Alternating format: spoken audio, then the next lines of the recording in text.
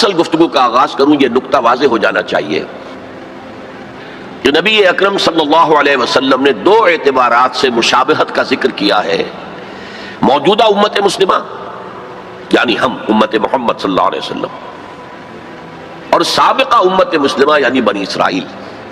اما بعد فقد قال اللہ تبارک و تعالی کما ورد فی سورۃ بنی اسرائیل اور سورۃ الاسراء۔ معزز حاضرین اور محترم خواتین، السلام علیکم ورحمۃ اللہ وبرکاتہ۔ میری آج کی گفتگو کا عنوان امت مسلمہ کا ماضی، حال اور مستقبل۔ تو میں اس بات کو آپ کے سامنے عرض کرنے میں کوئی باک محسوس نہیں کرتا کہ اصل میں یہ مضمون مجھ پر کھلا ہے نبی اکرم صلی اللہ علیہ وسلم کی ایک حدیث کے ذریعے سے، گویا کہ وہ میرے لیے کلید بن گئی، اس خزانے کو کھولنے کے لیے چابی کا کام دیا۔ وہ حدیث ہے عبداللہ ابن عمرو بن العاص رضی اللہ تعالی عنہما سے کہ حضور صلی اللہ علیہ وسلم نے فرمایا، میری امت پر بھی وہ تمام حالات وارد ہو کر رہیں گے جو بنی اسرائیل پر آئے، بالکل ایسے ہی جیسے کہ ایک جوڑے کی دو جوتیاں ایک دوسرے کے مشابہ ہوتی۔ اس حدیث نے ایک دم میرے لیے امت مسلمہ کے ماضی، حال اور مستقبل کو سمجھنا ممکن بنا دیا، اور اس سمندر کو کوزے میں بند کرنے کا امکان مجھے نظر آیا۔ چنانچہ سن 74 کے رمضان مبارک میں نے ایک مقالہ لکھا حالت اعتکاف میں، وہ پھر بعد میں میثاق میں شائع ہوا، پھر کتابی شکل میں، کتابچے کی شکل میں شائع ہوا، انگریزی ترجمہ بھی شائع ہوا۔ آج میں اس موضوع پر آپ سے مخاطب ہوں۔ اس سے پہلے کہ میں اصل گفتگو کا آغاز کروں یہ نقطہ واضح ہو جانا چاہیے کہ نبی اکرم صلی اللہ علیہ وسلم نے دو اعتبارات سے مشابہت کا ذکر کیا ہے، موجودہ امت مسلمہ یعنی ہم امت محمد صلی اللہ علیہ وسلم، اور سابقہ امت مسلمہ یعنی بنی اسرائیل۔ آپ میں سے بہت سے حضرات کے لیے تو بنی اسرائیل کے لیے یہ اصطلاح ہی بہت عجیب سی محسوس ہو رہی ہوگی، سابقہ امت مسلمہ۔ تو یہ اصل میں ہماری ناواقفیت کی وجہ سے ہے، ورنہ جیسے کہ غالب نے کہا تھا کہ ریختہ کہ ایک تم ہی استاذ نہیں ہو غالب، سنتے ہیں اگلے زمانے میں کوئی میر بھی تھا۔ تو ایسے ہم ہی واحد امت مسلمہ نہیں ہیں، ہم سے پہلے بھی ایک عظیم امت رہی ہے بنی اسرائیل۔ وہ حضرت موسیٰ کے امتی تھے، ہم حضرت محمد کے امتی ہیں صلی اللہ علیہ وسلم علیہ الصلوۃ والسلام۔ انہیں تورات دی گئی تھی، ہمیں قرآن دیا گیا ہے، اور قرآن مجید میں بار بار آتا ہے کہ اہل ایمان جس طرح قرآن پر ایمان رکھتے ہیں ایسے ہی تورات اور انجیل پر بھی ایمان رکھتے ہیں، یعنی اس بات پر ایمان کہ وہ اللہ کی کتابیں تھیں اگرچہ ان میں تحریف ہو گئی۔ پھر ذہن میں رکھیے اس امت میں 3 کتابیں نازل ہوئی ہیں، تورات، زبور اور انجیل۔ اس کے علاوہ بہت سے نبیوں کے صحیفے، اولڈ ٹیسٹمنٹ جو ہے، عہد نامہ قدیم، کتنے انبیاء کے صحیفے اس میں شامل۔ یہ بھی نوٹ کیجئے کہ یہ وہ امت ہے جس کے لیے قرآن میں 4 مرتبہ آیا ہے کہ ہم نے انہیں تمام جہان والوں پر فضیلت دی تھی۔ 2 مرتبہ تو صرف سورہ بقرہ میں میں نے ہی انہی الفاظ میں آیت وارد ہوئی ہے، 6 رکوع کے شروع میں اور 15ویں رکوع کے شروع میں، یا بنی اسرائیل اذکروا نعمتی التی انعمت علیکم وانی فضلتکم علی العالمین۔ اے بنی اسرائیل، یاد کرو میرے انعام و اکرام و احسان کو جو میں نے تم پر کیا، اور میں نے تمہیں تمام جہان والوں پر فضیلت دی۔ پھر جب سے یہ ایک امت کی شکل میں آئے، اس سے پہلے وہ ایک قوم تھے بنی اسرائیل، 12 قبیلے جو حضرت یعقوب علیہ السلام کے 12 بیٹوں سے چلے، قوم تھے وہ، امت نہیں تھے۔ امت تب بنے ہیں جب حضرت موسیٰ علیہ السلام کو تورات دی گئی۔ اس وقت سے لے کر 1400 برس ایسے گزرے ہیں اس امت میں کہ کوئی ایک لمحہ بھی نہیں تھا کہ کوئی نبی موجود نہ ہو۔ یہ جو چین ہے مسلسل انبیاء کی، آغاز بھی 2 رسولوں سے ہوا، موسیٰ اور ہارون علیہ السلام، اختتام بھی 2 پر ہوا، عیسیٰ اور یحییٰ علیہ السلام، اور دونوں کے درمیان سمجھیے کہ ڈور بندھی ہوئی ہے کہ اس میں کہیں کوئی رکھنا نہیں۔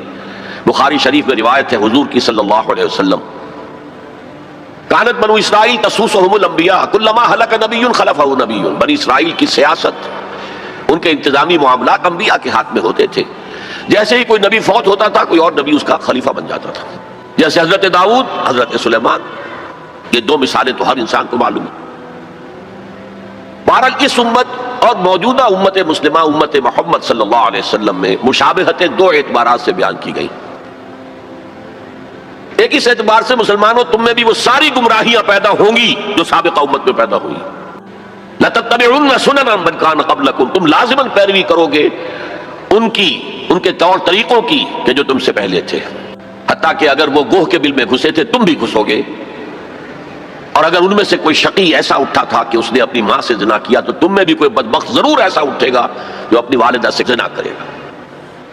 تو یہ تو ہے گمراہیوں کا معاملہ، امت کے اندر پیدا ہونے والی اعتقادی اور عملی گمراہیاں. چنانچہ اس کے ضمن میں جو 10 رکوعوں پر مشتمل فرد جرم عائد کی گئی ہے بنی اسرائیل پر سورہ بقرہ میں، 5ویں رکوع سے شروع ہوتی ہے بات اور 15ویں رکوع کے آغاز تک چلتی ہے. اس میں در حقیقت ہم اپنی موجودہ کیفیت کا اس آئینے میں مشاہدہ کر سکتے ہیں. وہ ساری اعتقادی اور عملی گمراہیاں ہمارے اندر پیدا ہوئی. ہم تو بخشے بخشائے ہیں، سیغفر لنا، ہم تو اللہ کے محبوب اور چہیتے ہیں، ہمیں تو آگ جہنم کی چھوئے ہی کہ نہیں چھوئے گی تو گنتی کے چند دن. پھر دین کے اندر تفریق، کچھ احکام ماننے کچھ نہ ماننے، جس کا میں حوالہ اس سے پہلے دے چکا ہوں. افتؤمنون ببعض الکتاب وتکفرون ببعض. پھر یہ کہ دین کے ظاہر کے اوپر ہی اپنی ساری توجہ جو ہے مرکوز کر دینا، باطنی اس کی حقیقت اور باطنی روح سے صرف نظر کر لینا، ظاہری چیزوں میں بال کی کھال اتارنا اور چھوٹی چھوٹی چیزوں پر کفر کے فتوے لگا دینا. جیسے کہ حضرت مسیح نے کہا تھا کہ تم مچھر چھانتے رہ جاتے اور سموچے اونٹ نکل جاتے ہو. رفع یدین پر تو ہو رہا ہے من دیگرم تو دیگری، تم اور ہو میں اور ہوں، اور سودی کاروبار میں بھی کر رہا ہوں وہ بھی کر رہا ہے، کوئی پرواہ نہیں. تو ایک پہلو تو یہ ہے، اور وہ بھی ہمارے لیے بہت توجہ طلب ہے کہ ان آیات کو پڑھتے ہوئے ہم اپنا جائزہ لیتے رہیں کہ اصل میں ان آیات میں سورہ بقرہ کے 10 رکوعوں میں اللہ تعالیٰ نے پیش کی ایک آئینہ ہمارے سامنے رکھ دیا کہ اس اعتبار سے تمہارے اندر بھی گمراہیاں پیدا ہو کر رہیں گی، تاکہ جن کو بھی اللہ توفیق دے وہ اس آئینے میں اپنی تصویر دیکھ کر اپنی اصلاح کی طرف متوجہ ہو جائیں. دوسرا، اس حدیث میں حضور نے فرمایا کہ جو حالات ان پر وارد ہوئے تھے، ایک ہے ان کی اپنی اعتقادی اور عملی گمراہیاں، ایک ہے جو حالات ان پر واقع ہوئے تھے، وہی حالات امت محمد صلی اللہ علیہ وسلم پر بھی واقع ہوں گے. اور اس ضمن میں جو آپ نے تشبیہ دی ہے اس سے زیادہ فصاحت و بلاغت پر مبنی تمثیل یا تشبیہ ممکن نہیں. جیسے ایک جوتی کے 2 جوتے، ایک جوڑے کے 2 جوتے، اگر آپ ان کو زمین پر رکھا ہوا دیکھیں گے تو فرق نظر آئے گا، ایک کا پنجہ یوں ہے ایک کا پنجہ یوں ہے، فرق ہے. ان کے تلوے ملا دیجئے تو بال برابر فرق نہیں. تو ویسے تو ظاہر بات ہے ان دونوں امتوں کی تاریخ میں 2000 سال کا فصل ہے، نصف صدی کا قصہ ہے، 2-4 برس کی بات نہیں. تو ایگزیکٹلی تو وہ حالات نہیں ہو سکتے، لیکن یہ کہ اگر آپ تھرو دی لائنز ریڈ کر سکتے ہو بین السطور، تو واقعہ یہ ہے کہ بالکل کاربن کاپی ہے، جو کچھ ان پر بیتا وہی ہم پر بیتا. اور جیسا کہ میں نے عرض کیا اسی حدیث کی روح سے، اور پھر یہ آیات جو آج تلاوت بھی کی گئی، جن کی قرات کی گئی، جن کا ترجمہ آپ کو جناب منظور شیخ صاحب نے بھی سنا دیا، میں بھی کچھ ترجمہ کروں گا. ان آیات پر جب میں نے غور کیا، اس حدیث کی روح سے ان چند آیات میں جو خزانہ تھا، صندوق تھا، اس کا اسے کھولا تو جو بات سامنے آئی ہے وہ آج آپ کے سامنے رکھ رہا ہوں. دوسری بات جو میں چاہتا ہوں کہ واضح ہو جائے وہ یہ ہے کہ میرا موضوع ہے امت کا ماضی، حال اور مستقبل. اسلام کا ماضی، حال اور مستقبل یہ دوسرا موضوع ہے. ان دونوں کو ایک شے نہ سمجھیے. اسلام کا عروج حضور کے اور خلافت راشدہ کے دور میں ہوا، اور خلافت راشدہ کے اختتام کے ساتھ اس کا زوال شروع ہو گیا. وہ زوال تقریباً 1400 برس تک مسلسل مسلسل مسلسل مسلسل مسلسل جاری رہا. ہاں اب وہ وقت آنے والا ہے کہ پھر اس کا ایک عروج ہوگا. لیکن امت کا معاملہ اس کے برعکس ہے. امت ایک مرتبہ اٹھی پھر گری، پھر اٹھی پھر گری. اور بنی اسرائیل کے لیے انہی 4 ادوار کا تذکرہ ہے جو ان آیات میں ہے. ہم نے یہ فیصلہ سنا دیا تھا پیشگی بنی اسرائیل کو، وَقَضَيْنَا إِلَىٰ بَنِي إِسْرَائِيلَ، فی الکتاب، اپنی کتاب میں، تورات میں، لَتُفْسِدُنَّ فِي الْأَرْضِ مَرَّتَيْنِ، تم 2 مرتبہ زمین میں بڑا فساد بچاؤ گے، وَلَتَعْلُنَّ عُلُوًّا كَبِيرًا، اور سرکشی کرو گے، بہت اونچی سرکشی، بہت بڑی سرکشی۔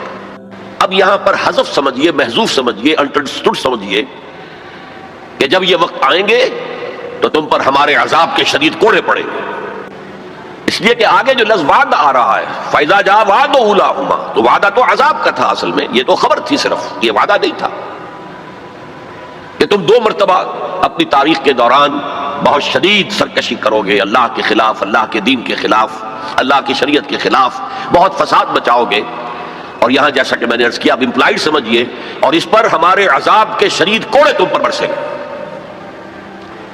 فَإِذَا جَاءَ وَعْدُ أُولَاهُمَا، تو جب ان 2 وعدوں میں سے پہلے وعدے کا وقت آیا، یعنی عذاب کا وعدہ جو ہم نے تم سے کیا تھا، جو وعید دی تھی تمہیں، بَعَثْنَا عَلَيْكُمْ عِبَادًا لَنَا أُولِي بَأْسٍ شَدِيدٍ، ہم چڑھا لائے تم پر اپنے وہ بندے جو بہت جنگجو تھے، بہت وحشی تھے، بہت فوجی قوت کے حامل تھے، فجاسوا خلال الدیار، وہ تمہاری آبادیوں میں گھس گئے اور پھیل گئے، وکان وعدا مفعولا، اور وہ وعدہ جو ہے پورا ہو کر رہا۔ اس سے واضح ہو گیا وعدہ عذاب کا تھا۔ ظاہر بات ہے کہ اس پہلے زوال سے یا پہلے سرکشی سے، اس سے قبل یقیناً کوئی دور اچھا تھا جس کے بعد یہ زوال آیا ہے۔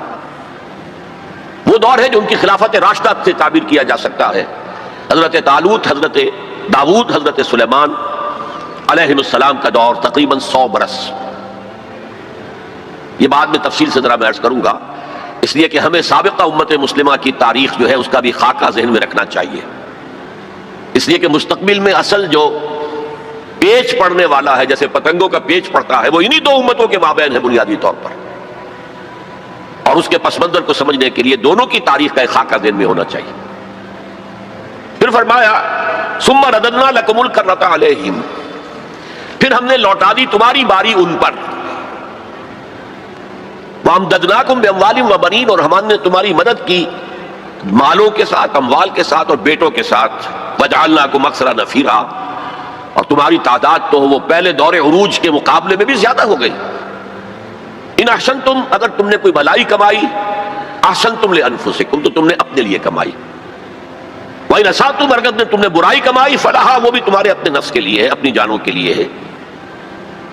فَإِذَا جَاءَ وَعْدُ الْآخِرَةِ، پھر جب آیا دوسرے وعدے کا وقت، لِيَسُوءُ وُجُوهَكُمْ، پھر دیکھیے وہ الفاظ یہاں محذوف مانیے، بَعَثْنَا عَلَيْكُمْ عِبَادًا لَنَا أُولِي بَأْسٍ شَدِيدٍ، پھر ہم نے تم پر اپنے ایسے بندے مسلط کر دیے اور ایسے بندوں کو تم پر چڑھا لائے جو بڑے جنگجو تھے، بڑی قوت رکھنے والے تھے۔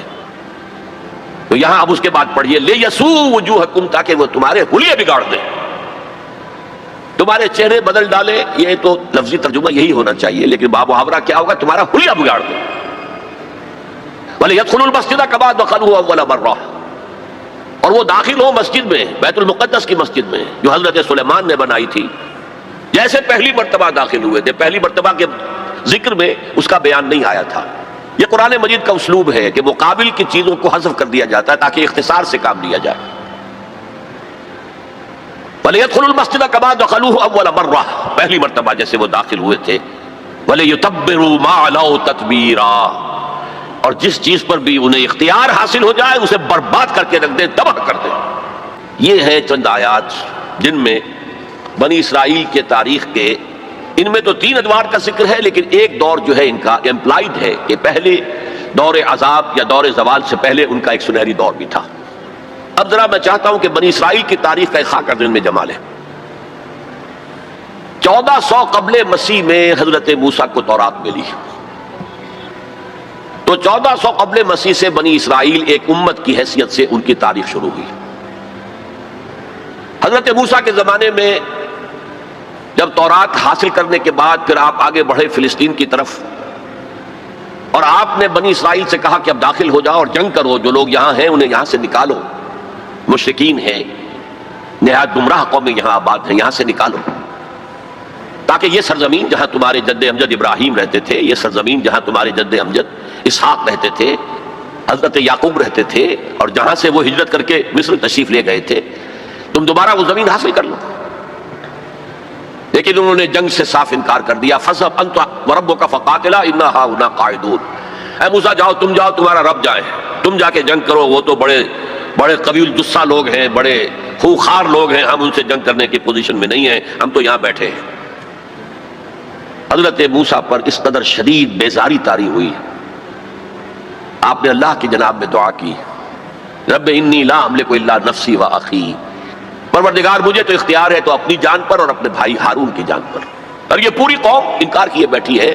6 لاکھ میں سے صرف 2 افراد نکلے تھے، یوشع ابن نون جو بعد میں جانشین ہوئے حضرت موسیٰ کے اور نبی تھے، جوشوا کہتے ہیں بائبل میں انہیں، اور کالب بن یفنہ، یہ دو رسول، 2 ان کے یہ امتی، 4 آدمی. ظاہر بات ہے کہ وہ کیسے جنگ کرتے. تو حضرت موسیٰ کی دعا تھی کہ رب انی لا املک نفسی الا نفسی واخی فافرق بیننا و بین القوم الفاسقین. تو اے اللہ اب ہمارے اور ان فاسقوں کے درمیان علیحدگی کر دے، میں اب ان کے ساتھ نہیں رہنا چاہتا، ان ناہنجاروں کے ساتھ نہیں رہنا چاہتا. اللہ نے فرمایا نہیں موسیٰ، رہنا تو ہوگا تمہیں انہی کے ساتھ. البتہ انہیں ہم یہ سزا دے رہے ہیں کہ 40 برس تک یہ ارض مقدس اب ان پر حرام ہو گئی، اسی صحرائے سینا میں بھٹکتے پھریں گے. یتیہون فی الارض، اسی سے اس سینا کے صحرا کو صحرائے تیر کہا جاتا ہے، یتیہون فی الارض. اسی 40 سال کے دوران میں حضرت موسیٰ کا انتقال ہو گیا، حضرت ہارون کا انتقال ہو گیا، بلکہ یوں سمجھیے کہ تقریباً پوری نسل جو مصر سے نکل کر آئی تھی وہ فوت ہو گئی. اب ایک نئی نسل پیدا ہوئی صحرا میں، جو غلامی کا داغ اٹھائے ہوئے نہیں تھی، صحرا کی وسعتوں میں پیدا ہوئے. جیسے کہ اقبال کہتا ہے فطرت کے مقاصد کی کرتا ہے نگہبانی، یا بندہ صحرائی یا مرد کوہستانی. شہری لوگوں کے اندر تو طرح طرح کی کمزوریاں آ جاتی ہیں، اخلاقی اعتبار سے بھی. بڑے بڑے شہر، ان کے اندر جو بھی خرابیاں آتی ہیں وہ سب کو معلوم ہے. تو فطرت کے مقاصد کی کرتا ہے نگہبانی، یا بندہ صحرائی یا مرد کوہستانی. تو صحرا میں جو نسل پیدا ہوئی اب 40 سالوں میں اور وہ جوان ہو گئی، اس نے پھر جوشوا یعنی حضرت یوشع ابن نون کی سرکردگی میں جہاد کیا، قتال کیا. جیریکو، اریحا اس کا نام تھا، آج کل آپ پڑھتے ہوں گے اخبارات میں، وہ اسرائیل میں اور جو فلسطین کے شہروں میں جیریکو ایک مشہور شہر ہے، سب سے پہلے وہ فتح کیا، اس کے بعد پورا فلسطین فتح کر لیا. غلطی یہ کی کہ کوئی ایک مرکزی حکومت قائم نہیں کی، 12 قبیلوں نے 12 چھوٹی چھوٹی ریاستیں بنا لی. اب 12 ریاستیں ہوں گی تو آپس میں کھٹ پٹ بھی ہوگی، اختلافات بھی ہوں گے. جیسے ہمارے دور زوال میں ہندوستان میں جب مغلیہ سلطنت کا جو کنٹرول تھا وہ ڈھیلا پڑ گیا، تو اب ہر جگہ پر راجے ہیں، مہاراجے ہیں، نواب ہیں، لوکل لوگ کھڑے ہو گئے اور ان پر کوئی کنٹرول اب مرکز کا نہیں رہا. پھر وہ آپس میں لڑتے بھی تھے، اور جو قریب کے مشرک قبائل تھے ان سے ایک دوسرے کے خلاف مدد بھی لیتے تھے، ان سے شادیاں بھی کی، ان سے خلا ملا بھی رکھا، مشرکانہ اوہام بھی پیدا ہو گئے، غلط رسومات بھی انہوں نے اپنے ان مشرک ہمسایوں سے سیکھ لی. تو پھر ان پر ایک سزا مسلط ہوئی، اور جو آس پاس کے مشرک قبائل تھے انہوں نے انہیں فتح کر کے انہیں اپنے گھروں سے نکال دیا. 300 برس اس کیفیت میں گزرے ہیں. اس کے بعد جب ان کا حال یہ ہو گیا کہ اپنے گھروں سے نکال دیے گئے، ان کے بیٹوں کو روک لیا گیا غلام بنانے کے لیے، تو پھر انہوں نے وقت کے نبی سے کہا کہ ہمارے لیے ایک بادشاہ آپ معین کر دیں، سپہ سالار معین کر دیں کہ ہم اس کی قیادت میں قتال کریں. وہ واقعہ قرآن مجید میں سورہ بقرہ میں تفصیل سے ہے، میں اس کی تفصیل میں نہیں جانا چاہتا. بہرحال اس کے نتیجے میں حضرت طالوت، پھر حضرت داؤد، پھر حضرت سلیمان، یہ 100 برس ہیں جن میں ان کو کہنا چاہیے کہ ان کا پہلا سنہری دور، جسے میں کہہ رہا ہوں ان کی خلافت راشدہ. یعنی فرق نوٹ کیجئے، ہماری خلافت راشدہ دور نبوت سے متصل ہے، کوئی فصل نہیں ہے اس کے مابین، لیکن ان کی خلافت راشدہ میں 300 برس کا فصل ہے. دور نبوت حضرت موسیٰ علیہ السلام کا 300 سے بھی تقریباً 350 برس، وہ بھی شمار کر لیجئے جو صحرائے تیہ میں بھٹکتے ہوئے گزرے. بہرحال یہ 100 سال ان کے بڑے شاندار تھے. حضرت داؤد کی حکومت اور حضرت سلیمان کی حکومت تو اس اعتبار سے پوری انسانی تاریخ میں یونیک ہے کہ ہوا پر بھی انہیں کنٹرول دے دیا گیا، جنات ان کے تسلط میں آ گئے، اور پرندوں اور جانوروں کی بولیاں بھی ان کو سکھا دی گئیں. اس قسم کی حکومت تو اللہ نے کسی اور کو کبھی دی ہی نہیں. لیکن پھر اب ان کا دور زوال شروع ہوا.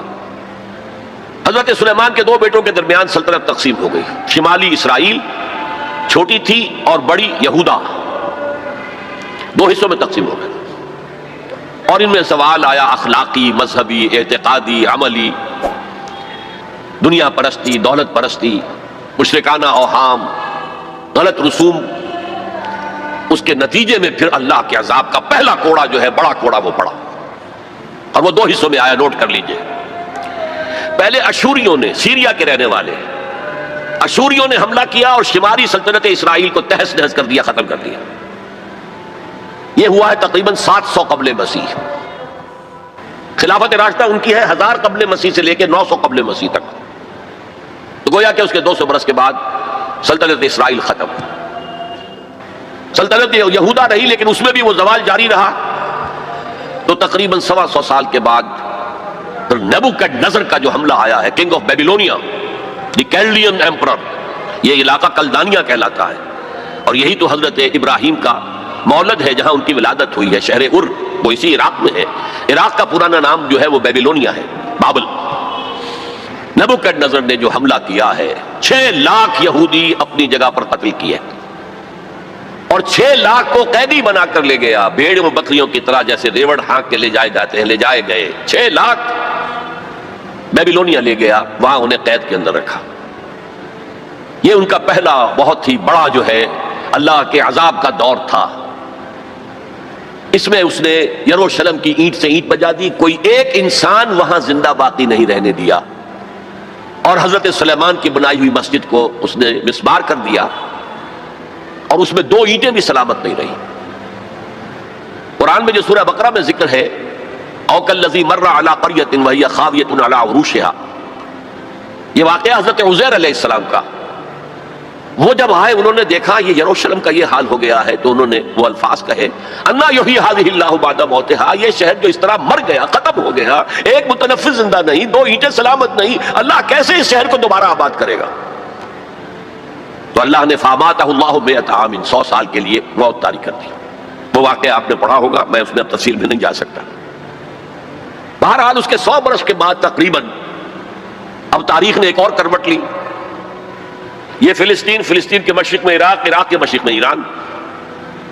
ایران میں ایک زبردست شہنشاہ جو ہے وہ سامنے آیا، کیخورس یا سائرس، جسے ذوالقرنین بھی کہتے، 2 سینگوں والا، اس لیے کہ اس نے 2 ملکوں کو جوڑ کر ایک سلطنت بنائی تھی، پارس اور مادہ، ان دونوں کو جوڑ کر ایک سلطنت بنائی، عظیم ایرانی سلطنت، جس کا 2500 سالہ جشن منایا تھا۔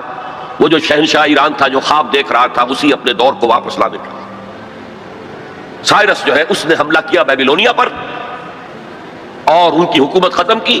نیبوکڈنیزر کے جو بھی وہاں اس وقت وارث تھے، اور یہودیوں کو اجازت دے دی کہ اب تم جاؤ، جا سکتے ہو، جا کر اپنا معبد بھی دوبارہ تعمیر کر سکتے ہو۔ اس نے مدد بھی کی، اس کے جانشینوں نے بھی مدد کی، ساز و سامان بھی جاؤ بناؤ، اور اپنی سلطنت میں دوبارہ آباد ہو جاؤ۔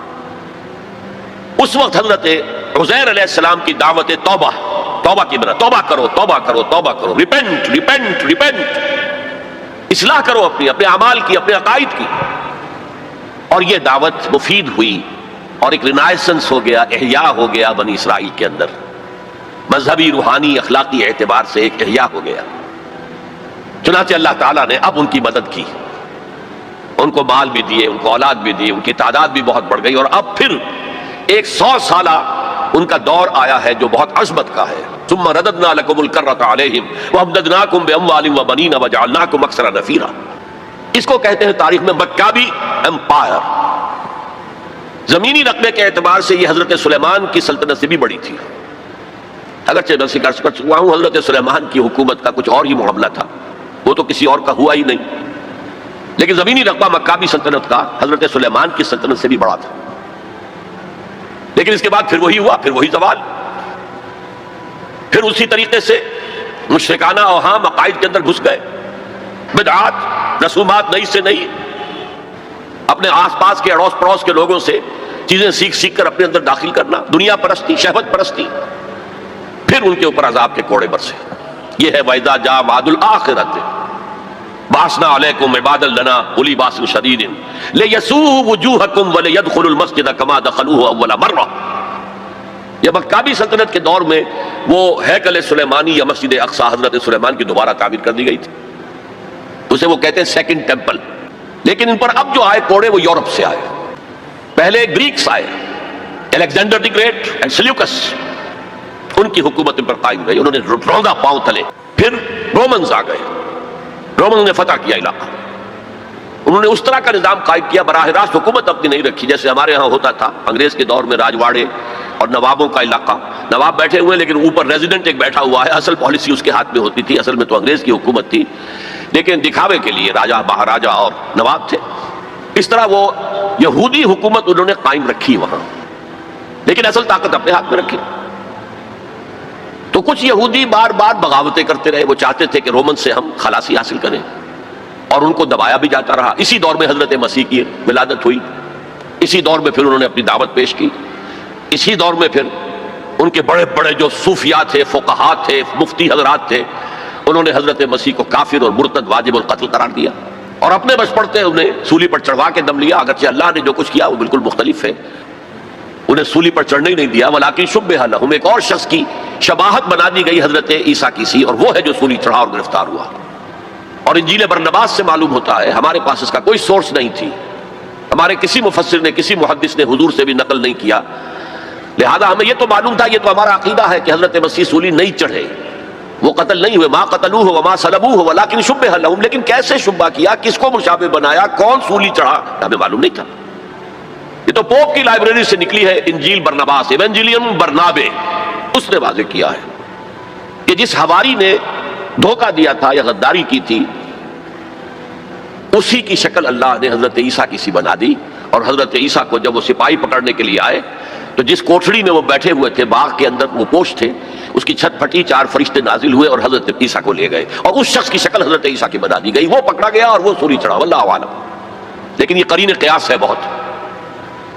بہرحال اس کے بعد بھی ان کا زوال باقی رہا. انہوں نے حضرت عیسیٰ کو تو رد کر دیا، انہیں ولد الزنا قرار دیا، حضرت مریم پر تہمت لگائی، بہتانا عظیمہ قرآن کہتا ہے، مریم پر بہتان عظیم. اس کے بعد سن 70 عیسوی میں، یعنی حضرت مسیح کے رفع سماوی کے تقریباً 40 برس بعد، پھر ان زیلوٹس نے، یہ جو بار بار بغاوت کرتے تھے یہودیوں میں سے، انہیں زیلوٹس کہا جاتا ہے، بڑے جوشیلے لوگ، انہوں نے ایک بڑی بغاوت کی. تو ایک جو جرنیل تھا رومن، ٹائٹس، تیتوس کہتے ہیں اسے عربی میں، تیتوس، توئے واو سین، ٹائٹس، اس نے پھر جو کرش کیا ہے اس ریبیلین کو، 1,33,000 یہودی ایک دن میں قتل کیا. Second temple again raze to the ground, کوئی اس کی ایک اینٹ بھی سلامت نہیں رہی، سوائے وہ ایک دیوار اس کی جو ہے باقی رہ گئی ہے، جسے یہ ویلنگ وال کہتے ہیں، اور وہاں جاتے ہیں اور ماتم کرتے ہیں اور روتے ہیں اور تورات پڑھتے ہیں، صرف وہ رہ گیا، باقی کچھ نہیں رہا. اور انہیں حکم دے دیا نکل جاؤ یہاں سے، فلسطین سے دفع ہو جاؤ، جہاں سینگ سمائے چلے جاؤ. یورپ میں چلے گئے، ایشیا کے ممالک میں چلے گئے، افریقہ کے ممالک میں چلے گئے، ایران میں آ گئے، ترکی میں آ گئے وغیرہ. یہاں سے ان کا ڈایاسپورا شروع ہوا کہ یہ اپنے وطن سے باہر نکال دیے گئے. ڈایاسپورا، دور انتشار.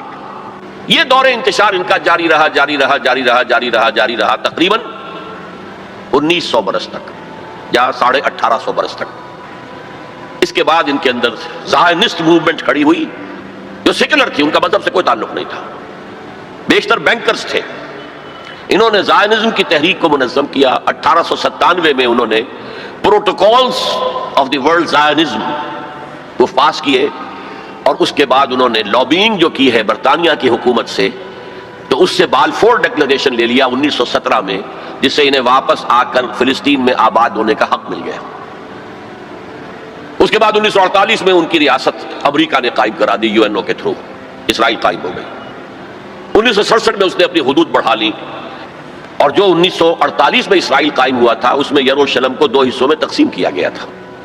مشرقی حصہ مسلمانوں کے پاس رہے گا، فلسطینیوں کے پاس، مغربی حصہ جو ہے وہ یہودیوں کے پاس رہے گا. اور مشرقی حصے ہی میں وہ ٹیمپل ماؤنٹ ہے جہاں کبھی ہوتا تھا ان کا معبد، وہ اسے چونکہ ٹیمپل کہتے ہیں اس لیے ٹیمپل ماؤنٹ، وہ پہاڑی جس کے اوپر کے وہ ٹیمپل تھا. اور وہاں مسلمانوں کے دور میں وہاں پر مسجد اقصی بن گئی، اور وہاں پر وہ قبۃ الصخرہ، وہ چٹان جہاں سے حضور کا آسمانی سفر شروع ہوا تھا معراج کا، اس چٹان پر عبد الملک بن مروان جو بنو امیہ کا ایک بڑا خلیفہ تھا، بڑا بادشاہ تھا، اس نے یہ ڈوم بنائی جو آج آپ کو نظر آتی ہے ٹی وی کے اندر، ڈوم آف دی راک. اب جو ان کا پروگرام ہے وہ میں پھر بعد میں عرض کروں گا مستقبل کے حوالے سے، لیکن یہ نوٹ کر لیجئے کہ اسی ڈایاسپورا کے دوران، ڈایاسپورا تو شروع ہو گیا سن 70 عیسوی میں، اس کے پورے 500 برس بعد ولادت ہوئی ہے حضور کی صلی اللہ علیہ وسلم. اور اسی عرصے کے دوران سن 300 عیسوی میں ایمپرر کانسٹنٹائن نے عیسائیت قبول کر لی اور پورا جو ہے رومن امپائر عیسائی ہو گئی. تو حضور کے زمانے میں یروشلم پر قبضہ تھا عیسائیوں کا. ہیراکلیس ہرقل اس کی حکومت تھی. اور حضرت عمر کے زمانے میں جب فتح ہوا ہے یروشلم تو عیسائیوں نے ہینڈ اوور کیا ہے. وہ بھی ایک لمبی کہانی ہے، کیوں کیا ہے، کیسے کیا ہے، اس وقت میں اس میں نہیں جانا چاہتا. بہرحال یہ خاکہ ذہن میں جمائیے کہ ان کا پہلا عروج حضرت موسیٰ کے 300 برس بعد، 100 برس کا ان کی خلافت راشدہ کا دور، پھر ان کا زوال اسیرینز کے ہاتھوں پٹائی اور نیبوکڈنیزر کے ہاتھوں پٹائی، اور the period of captivity in Babylonia. پھر ان کو سائرس نے نجات دی، آ کر سیکنڈ ٹیمپل بنایا، اور پھر اللہ تعالیٰ نے ان کی توبہ کو قبول کیا اور ایک رینائسنس ان میں ہو گیا، احیاء مذہب ہو گیا، اخلاق بھی اچھے ہو گئے، توبہ کر لی تو اللہ نے پھر ان پر فضل فرمایا اور مکہ بھی سلطنت قائم ہو گئی. پھر زوال آیا، اس کے نتیجے میں پھر پہلے یونانیوں کے ہاتھوں پسوائے گئے، پٹوائے گئے، پھر رومیوں کے ہاتھوں پٹوائے گئے، پسوائے گئے، اور سن 70 عیسوی سے انہیں نکال دیا گیا. ڈائسپورا کا دور ان کا شروع ہو گیا جو 1917 تک تو جاری رہا، لیکن یہ کہ اس کے بعد رفتہ رفتہ وہ آنے شروع ہو گئے، آباد ہونے شروع ہو گئے. وہاں پراپرٹیز خریدی بھی، دھاند اور یعنی دھاندلی اور دھونس سے بھی لیں، جو ہر طرح سے لیں، اپنے قدم جمائے. پھر جیسا کہ میں نے عرض کیا 1948 میں اسرائیل قائم ہو گیا، 1967 میں اس نے اپنی حدود بڑھائی. اب آئیے اس خاکے میں رنگ بھریے امت مسلمہ کی تاریخ کا. پہلا فرق یہ ہے کہ ہماری دور خلافت راشدہ متصل ہے دور نبوت اور رسالت سے. میں وہ حدیث آپ کو اس کا پہلا حصہ سنا چکا ہوں، آج بعد میں مجھے اس کا بقیہ حصہ بھی آپ کو سنانا ہے. حضور نے فرمایا تھا تکون النبوۃ فیکم ما شاء اللہ ان تکون، میں مسلمانوں نبوت تمہارے مابین موجود رہے گی جب تک اللہ چاہے گا کہ موجود رہے، یعنی میں موجود رہوں گا تمہارے مابین جب تک اللہ چاہے گا.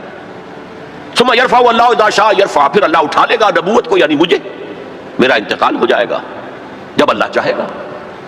ثم تکون خلافۃ علی منہاج النبوۃ، پھر خلافت علی منہاج النبوت کا دور آئے گا.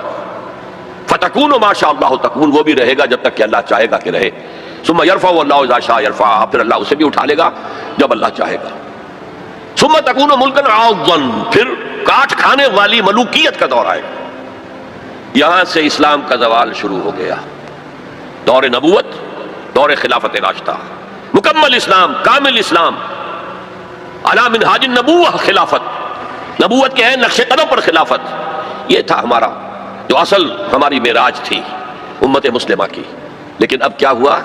اسلام کا زوال، جیسے کہ حضور نے فرمایا تھا بدأ الاسلام غریبا وسیعود کما بدأ فطوبی للغرباء. اسلام کا آغاز ہوا تھا کہ وہ اجنبی سی شے تھی، کوئی اس کا پہچاننے والا جاننے والا تھا ہی نہیں. پھر گویا کہ اس میں انڈرسٹوڈ ہے، پھر اسلام کا غلبے کا دور آ گیا. لیکن ان قریب اسلام پھر غریب ہو جائے گا، سیعود، ان قریب لوٹ جائے گا اسلام حالت غربت میں. فطوبی للغرباء، تو مبارکباد ہے ان لوگوں کے لیے جو اسلام کے غریب اور اجنبی ہونے کے دور میں خود اجنبی ہو جائے لیکن اسلام کا دامن ہاتھ سے نہ چھوڑے. لوگ کہیں یہ دقیانوسی ہیں، یہ ملاٹے ہیں، یہ فلاں ہیں، یہ فلاں ہیں، نجات پسند ہیں، فینیٹکس ہیں، جو بھی کہیں سنیں، لیکن یہ ہے کہ اسلام کے دامن سے چمٹے رہیں. فطوبی للغرباء. تو اسلام کا تو میں پہلے بھی بتا چکا، اب دوبارہ نوٹ کر لیجئے. خلافت راشدہ کے اختتام سے زوال شروع ہوا اور وہ جاری رہا درجہ بدرجہ. اس کو سمجھانے کے لیے ایک تمثیل ہے. شاہ اسماعیل رحمۃ اللہ علیہ نے شہید کہا ہے کہ اسلامی نظام کے گویا کہ 6 منزلہ عبارت ہے. پہلی منزل فوراً گر گئی، یعنی حکومت کا شورائی نظام ختم ہو کر خاندانی نظام جو ملوکیت کی بنیاد ہوتا ہے وہ شروع ہو گیا. پھر بھی 5 منزلیں انٹیکٹ رہیں. آخر اس شریعت کے مطابق فیصلے ہو رہے تھے. قانون تو شریعت ہی کا تھا، یوں سمجھیے کہ اوپر کا دستور بدل گیا تھا. لیکن پھر ایک وقت آیا کہ وہ منزلیں اور گری، پھر دوسری گری، پھر تیسری گری. پھر ہم پر کولونیلزم کا دور آیا. اب وہ ہمارے قاضی بھی ختم، مفتی بھی ختم، تو اسلام اور سکڑتا چلا گیا. بس نماز روزہ حج زکوٰۃ کر لو، شادی بیاہ کے رسومات اپنی مرضی کے مطابق کر لو، سور نہ کھاؤ، شراب نہ پیو، اتنا اسلام رہ گیا. تو سکڑتا سکڑتا اسلام جہاں تک آ چکا ہے آج وہ آپ کے سامنے ہے. لیکن اسلام کا تو زوال شروع ہو گیا خلافت راشدہ کے بعد، امت کا عروج جاری رہا. یہ پہلا دور عروج 600 برس تک جاری رہا under the leadership of the Arabs. بنو امیہ کا دور، بنو عباس کا دور، ہارون الرشید کا دور، مامون الرشید کا دور. عظیم سلطنت تھی، عظیم مملکت تھی. دنیا کی عظیم ترین اس وقت یہ مملکت کے درجے میں تھی، علوم کا چرچا ہو رہا تھا، فنون کا چرچا ہو رہا تھا، کتابیں ٹرانسلیٹ ہو رہی ہیں، یونانی سے سائنس اور فلسفے کی کتابیں جو ہیں وہ ٹرانسلیٹ کی جا رہی ہیں، ہندوستان سے لیا جا رہا ہے۔ یہ سب کچھ جو ہے یہ ان کا قومی اعتبار سے، مسلمانوں کے ایک قوم کے اعتبار سے یہ عروج ہے۔ دور بنو عباس تقریباً 600 برس کا ہے یا 500 برس کا، ان میں سے 200-250 برس ان کے بڑے عروج کے، پوری مملکت ایک تھی، کنٹرول ایک تھا۔ پھر جیسے ہمارے ہاں سلطنت مغلیہ کہنے کو تو 1857 تک رہی ہے، ظاہر بات ہے کہ وہ اصل جو دور تھا وہ اورنگزیب عالمگیر پر ختم ہو گیا تھا۔ اس کے بعد تو کھنڈر بتا رہے ہیں عمارت عظیم تھی، عمارت کو گرتے گرتے وقت لگتا ہے۔ اسی طرح اس کے بعد اس وقت پھر جب اور ان کے ہاں عیاشیاں شروع ہو گئیں، کوہ قاف کا سارا حسن نسوانی لا کر محلوں میں ہزاروں کی تعداد میں کنیزیں ہیں، ناو نوش ہے، رقص و سرود ہے، کیا نہیں تھا جو ہوا ہے۔ زوال عوام کے اندر بدعات، رسومات، یہ ساری چیزیں ہوئی تو اللہ کے عذاب کے کوڑا پڑا، پہلا کوڑا، زبردست کوڑا۔ جیسے وہاں 2 حصوں میں آیا تھا، کاربن کاپی بتا رہا ہوں آپ کو، حزب النال من نال۔ پہلے شمال سے آئے کروسیڈرز، صلیبی ہورڈز، انہوں نے میڈیٹرینین کا سارا ساحلی علاقہ تہس نہس کر دیا، اور 1099 میں یروشلم بھی فتح کر لیا، اور اتنا خون بہایا ہے، اتنا خون بہایا ہے، وہ خود یہ لکھتے ہیں ان کے ہسٹورینز کہ جب صلیبی داخل ہوئے ہیں ان کے فوجی گھوڑوں کے اوپر سوار ہو کر تو گھوڑوں کے گھٹنوں تک خون کی ندیاں بہ رہی تھیں۔ اس کے بعد 88 برس تک یہ یروشلم عیسائیوں کے قبضے میں رہا، 88 لانگ ایئرز۔ کھویا عربوں نے، واپس لینے کی سکت عربوں میں نہیں تھی، عیاشیوں کی وجہ سے وہ کمزور ہو چکے تھے، کھوکھلے ہو چکے تھے۔ واپس لینے والا کرد تھا، کرد خون، صلاح الدین ایوبی رحمت اللہ علیہ۔ یہ ہوا 1187 عیسوی میں، 1099 میں قبضہ ہوا، 1187 عیسوی میں واپس لیا، 88 برس تک وہ کروسیڈرز کے قبضے میں رہا۔ اور اس کے بعد جیسے نبوکڈ نظر آیا تھا مشرق سے، عراق فلسطین کے مشرق میں ہے، تو ہم پر جو طوفان آیا ہے، جو مسلمانوں پر اس وقت عذاب الہی آیا ہے، وہ تاتاریوں کے ہاتھوں، کروڑوں مسلمان قتل ہوئے، لاکھوں کی بات نہیں ہے۔ بنی اسرائیل کی امت چھوٹی سی امت تھی، یہ امت بہت وسیع تھی، اگر ان کے لاکھوں قتل ہوئے تھے تو ان کے تو کروڑوں ہوئے۔ خارزم شاہ کی عظیم مملکت، سینٹرل ایشیا کی عظیم ترین سلطنت جو قائم ہوئی ہے تاریخ میں، ختم، تہس نہس۔ ایسا بھی کیا ہے تاتاری وحشیوں نے کہ ایک آبادی کے تمام انسانوں کو قتل کرنے کے بعد ان کے صرف سر علیحدہ کیے، سریاں، ان کو جمع کر کے ایک پہاڑی کی شکل بنائی، اس پہاڑی پر تخت جما کر ایک وحشی تاتاری سردار نے بیٹھ کر شراب پی۔ اور مسلمانوں پر دہشت اس درجے تھی کہ اگر 15-20 مسلمان بھی کہیں کوئی تاتاری جو ہے انہیں مل جاتا تھا اکیلا، اور وہ مسلح بھی نہیں، اور وہ کہتا تھا کھڑے رہو یہیں پر، میرے پاس اس وقت تلوار نہیں ہے، میں تلوار لے کر آ کے تم سب کو قتل کروں گا۔ وہ کھڑے رہتے تھے جیسے کہ بھیڑیں بکریاں کھڑی ہوں، اور وہ آ کر ایک ایک کو قتل کرتا تھا۔ ضربت علیہم الذلۃ والمسکنۃ وباؤوا بغضب من اللہ۔ یہ دور انتہائی تاریک دور تھا ہمارا، انتہائی تاریک دور تھا۔ عالم اسلام کا نقشہ وہی تھا جو حضرت عزیر نے جب دیکھا تھا یروشلم کو تو کہا تھا انا یحیی ھذہ اللہ بعد موتھا۔ اسی طرح سے عالم اسلام میں کوئی امید دور دور تک نظر نہیں آ رہی تھی کہ اس کا کوئی احیاء ہو سکے گا، لیکن پھر احیاء ہوا، دوسرا دور آیا، لیکن ایک فرق کے ساتھ۔ سابقہ امت جو تھی بنی اسرائیل، وہ ایک نسل پر مشتمل تھی، ایک قوم، اس کا احیاء بھی اسی کے اندر ہوا ہے۔ امت محمد ملٹی نیشنل امت تھی، عرب اس کا نیوکلیس تھے، کوئی شک نہیں، اب بھی نیوکلیس ہیں، لیکن جیسے کہ ایٹم کے مرکز میں تو نیوکلیس ہوتا ہے جس میں پروٹونز ہوتے ہیں، پازیٹیو چارج ہوتا ہے، پھر چاروں طرف اس کے الیکٹرانز گھوم رہے ہوتے ہیں، تو اسی طرح ان امیین کے گرد ایرانی آ گئے، شامی آ گئے، رومی آ گئے، قبطی آ گئے، بربر آ گئے، ہندی آ گئے، ترک آ گئے، یہ سب الیکٹرانز کی طرح ہے۔ لہذا اب جو احیاء ہوا ہے امت کا وہ غیر عرب معزول کر دیے گئے۔ 1258 میں خارزم شاہ کی سلطنت کو تہس نہس کر کے، افغانستان کے اکثر حصے کو برباد کر کے، تہوبالا کر کے، پھر ایران کی سلطنت کو تہس نہس کر کے، اور عراق کے مشرقی پورے نصف حصے کو ختم کر کے 1258 عیسوی میں انہوں نے بغداد فتح کیا ہے۔ اور آخری خلیفہ بنو عباس کا مستعصم باللہ، اس کو محل سے نکالا ہے، ایک جانور کی کھال میں لپیٹ کر گلی میں ڈال دیا اور گھوڑے دوڑا دیے، کچل دیا، جس پر شیخ سعدی نے کہا تھا آسماں را حق بود در خوب بارت بر زمین بر زوال ملک مستعصم امیر المومنین، امیر المومنین مستعصم باللہ کے زوال پر اگر آسمان خون کی بارش کرے تو اسے حق ہے، آسماں را حق بود در خوب بارت بر زمین، بارش زمین پر آئے خون کی تو وہ حق ہے اسے، بر زوال ملک مستعصم امیر المومنین، خلیفہ مستعصم باللہ امیر المومنین کے اس انجام پر۔ اب نوٹ کیجئے جیسے وہاں پر پھر رینائسنس ہوئی تھی، لیکن میں بتا چکا وہ ہوئی اسی قوم کے اندر، یہاں یہ مجبوری نہیں تھی، ملٹی نیشنل ہے۔ جو احیاء اب ہوا کس کے ہاتھوں ہوا؟ انہی تاتاریوں کے ہاتھوں ہوا ہے۔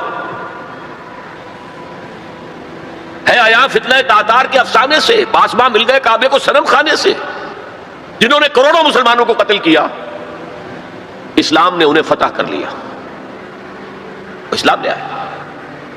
اب جو عالم اسلام کے اندر قوتیں ابھری ہیں، کوئی ایک مرکزی حکومت تو اس کے بعد نہیں بن سکی، اور عربوں کو اس وقت سے جو ڈپوز کیا گیا، معزول کیا گیا، امت مسلمہ کی قیادت ان سے چھین لی گئی۔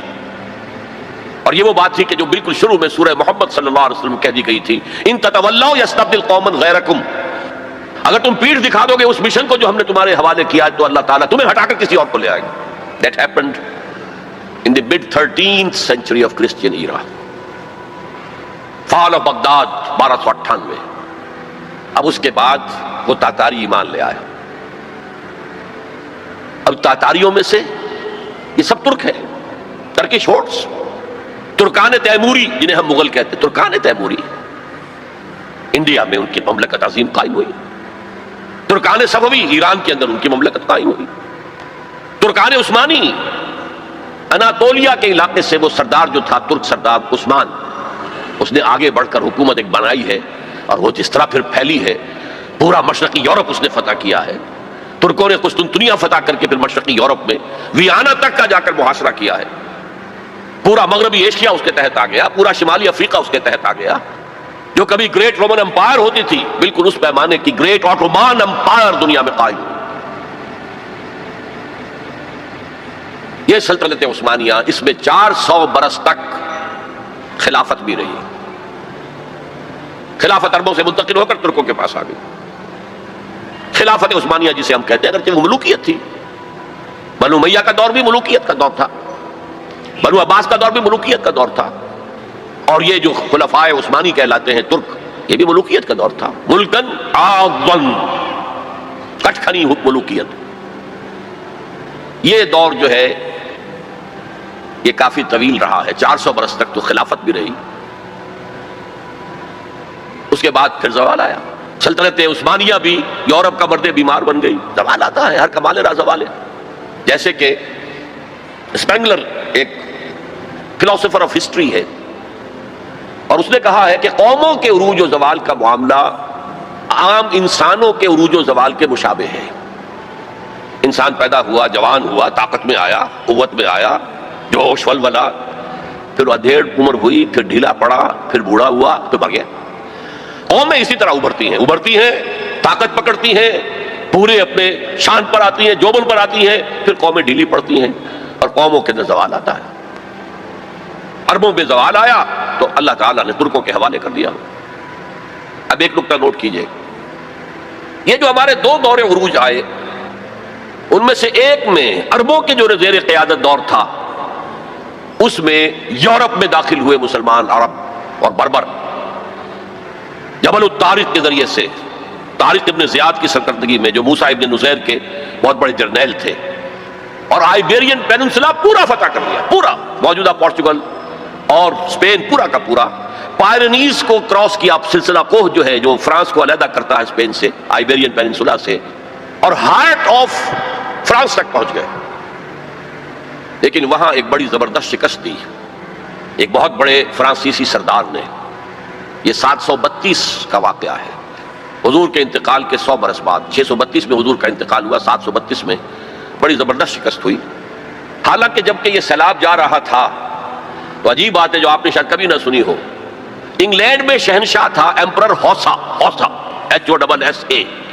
وہ ایمان لے آیا. اس نے دیکھا آ رہا ہے یہ سیلاب، میرا بھی ستیہ ناش ہو جائے گا. پورا آئیبیرین پیننسولا ان کے سامنے جو ہے وہ پامال کر چکے ہیں.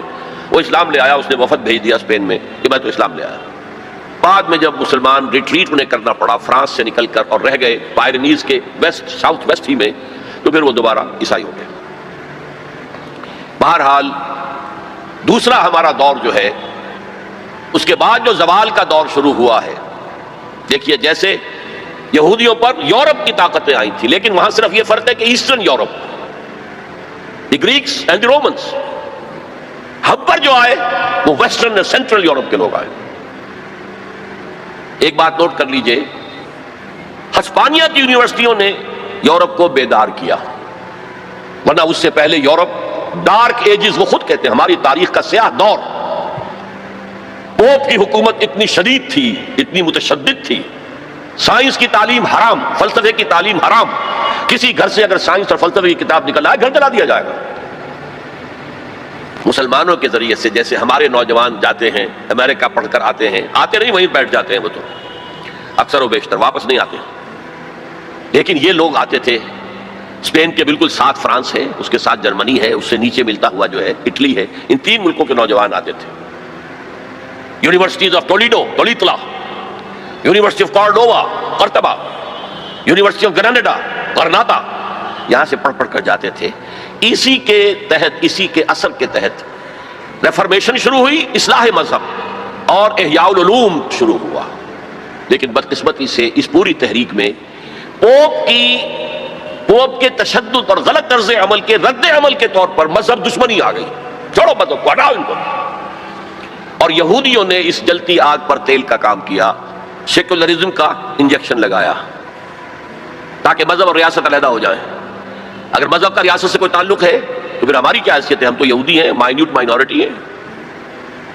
اگر مذہب علیحدہ، سیاست علیحدہ، ریاست علیحدہ، تو ہم بھی مکمل شہری ہیں، برابر کے حقوق ہیں ہمارے. یہ انہیں سوٹ کرتا تھا. پھر انہوں نے پوپ کا جب تک حکومت تھا تو سود ہر سطح پر، ہر نوعیت کا حرام تھا، یوزری بھی اور کمرشل انٹرسٹ بھی حرام. لیکن انہوں نے عیسائیت کے دو حصے کیے. جیسے ہمارے ہاں عبداللہ ابن سبا آیا تھا یہودی یمن سے، اور اسلام کا لبادہ اوڑھ کر اس نے مسلمانوں کے اندر الفتنۃ الکبریٰ پیدا کیا. اور اس وقت سے جو ہمارے ہاں شیعہ سنی کی تقسیم ہوئی ہے وہ آج تک ہے.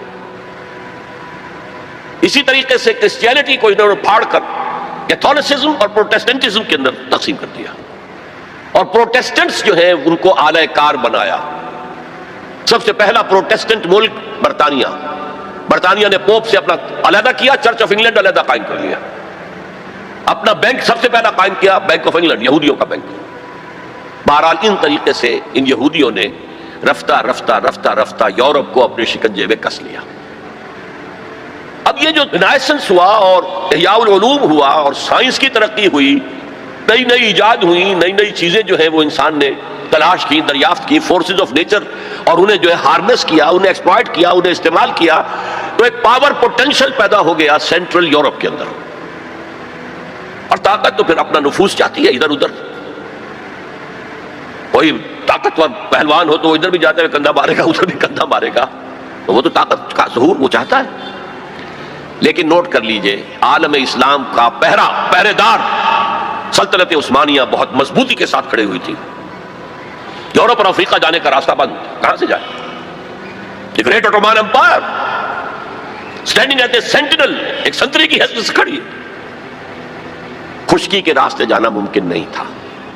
لیکن یہ کہ جو ہے اس سیلاب نے سینٹرل جو یورپ سے آیا ہے طاقت کا سیلاب، اس نے پہلے تو صفایا کیا. یہ دوسرا ڈاؤن فال ہمارا شروع ہو رہا ہے. سب سے پہلے صفایا کیا ہسپانیہ کا 1492 میں، فال آف گریناڈا، آخری مسلمان ریاست غرناطہ کی ختم ہو گئی 1492. اس کے بعد تقریباً 10 سال کے اندر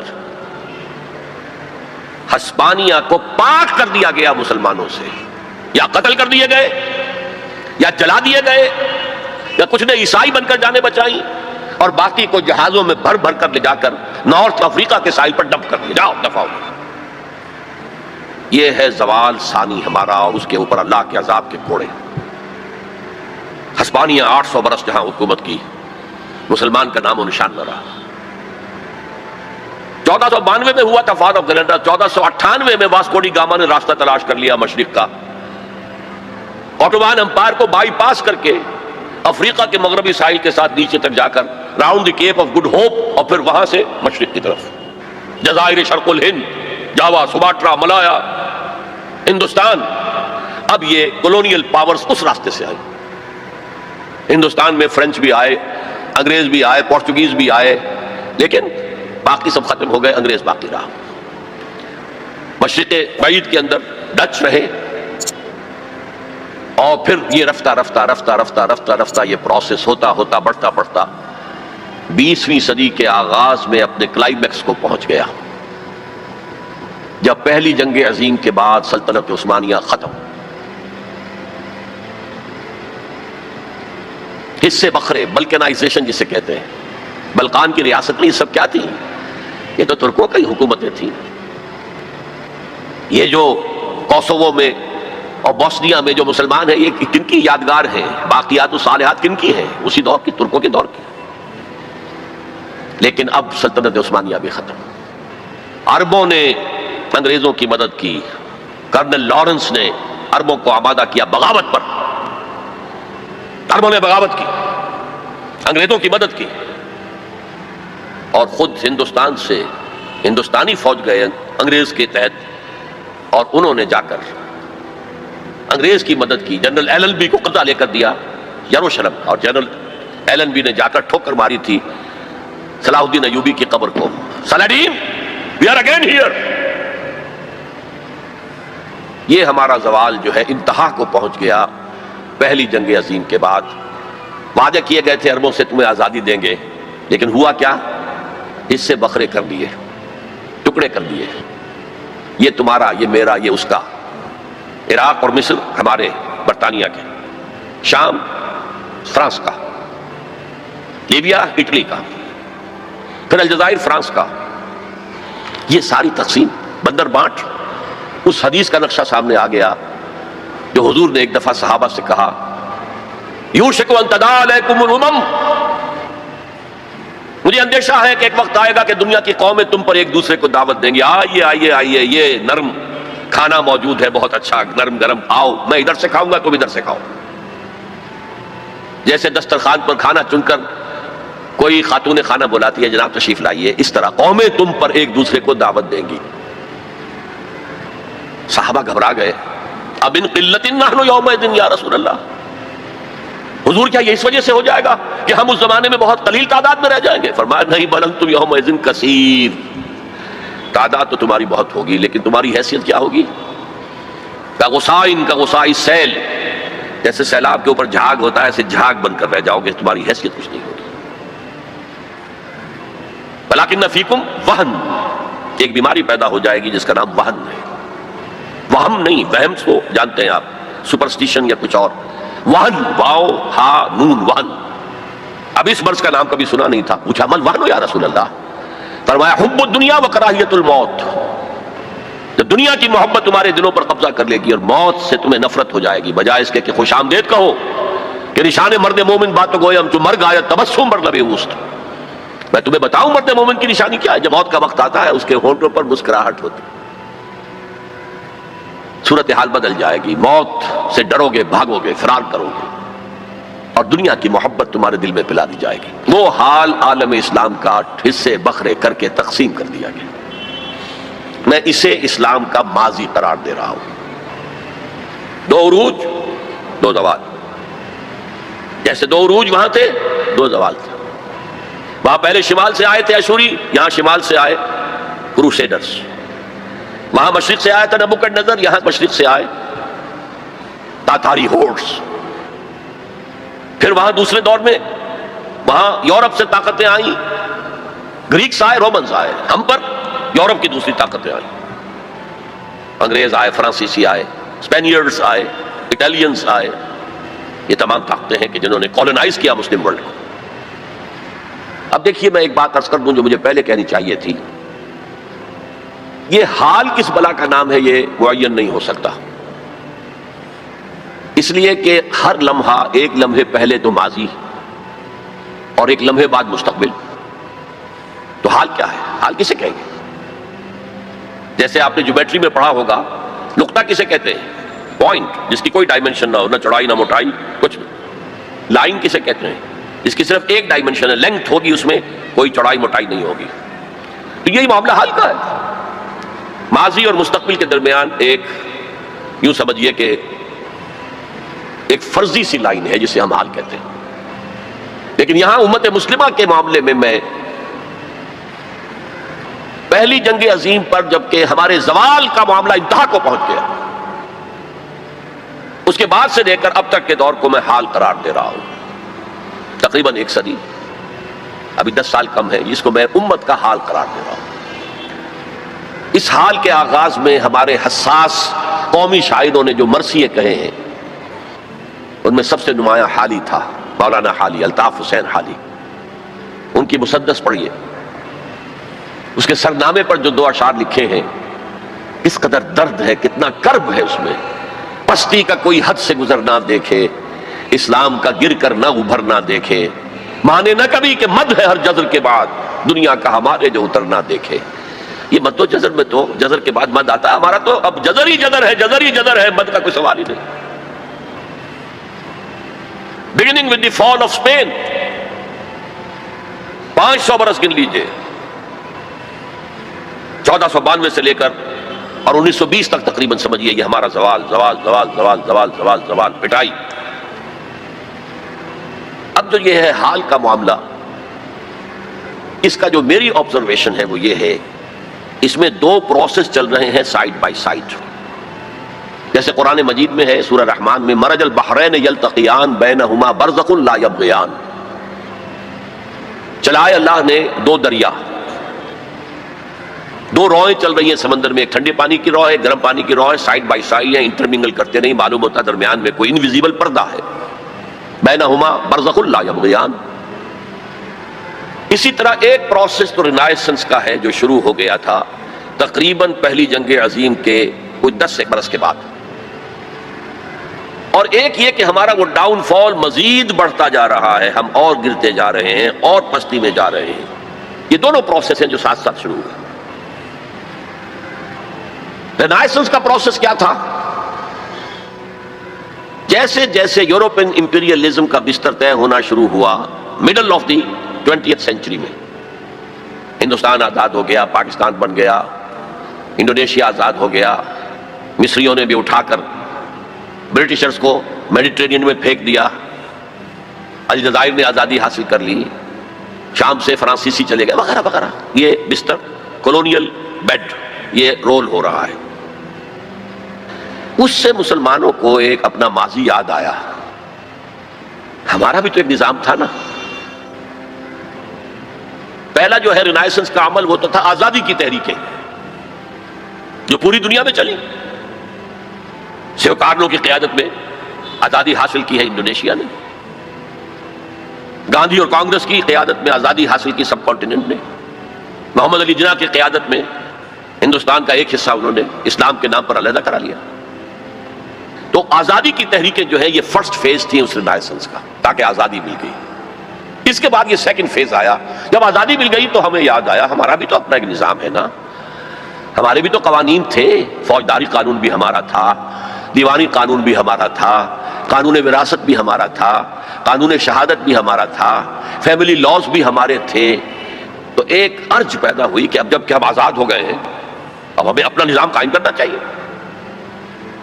لہذا اسلامی نظام کے قیام کے لیے تحریکیں کراپ اپ ہوئی ہیں بیک وقت سائملٹینیسلی مختلف ممالک میں.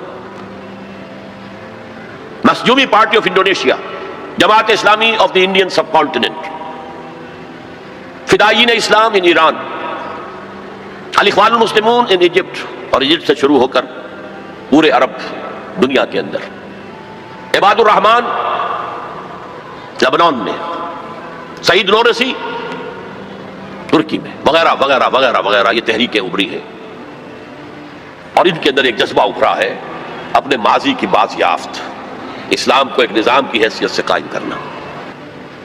انڈین سب کانٹیننٹ میں اسی نعرے کو اپنایا مسلم لیگ نے اور یہ نعرہ تھا جس کی وجہ سے 46 کے الیکشن میں مسلم لیگ کو وہ حیثیت حاصل ہو گئی کہ وہ مسلمانوں کی واحد نمائندہ جماعت قرار پائی، اور پھر بارگین کرنے کا پورا موقع اسے مل گیا۔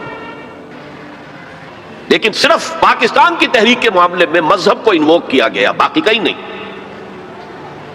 باقی لوکل نیشنلزم کھڑا ہوا ہے، عرب نیشنلزم، اس کے حوالے سے عربوں نے آزادیاں حاصل کی ہیں۔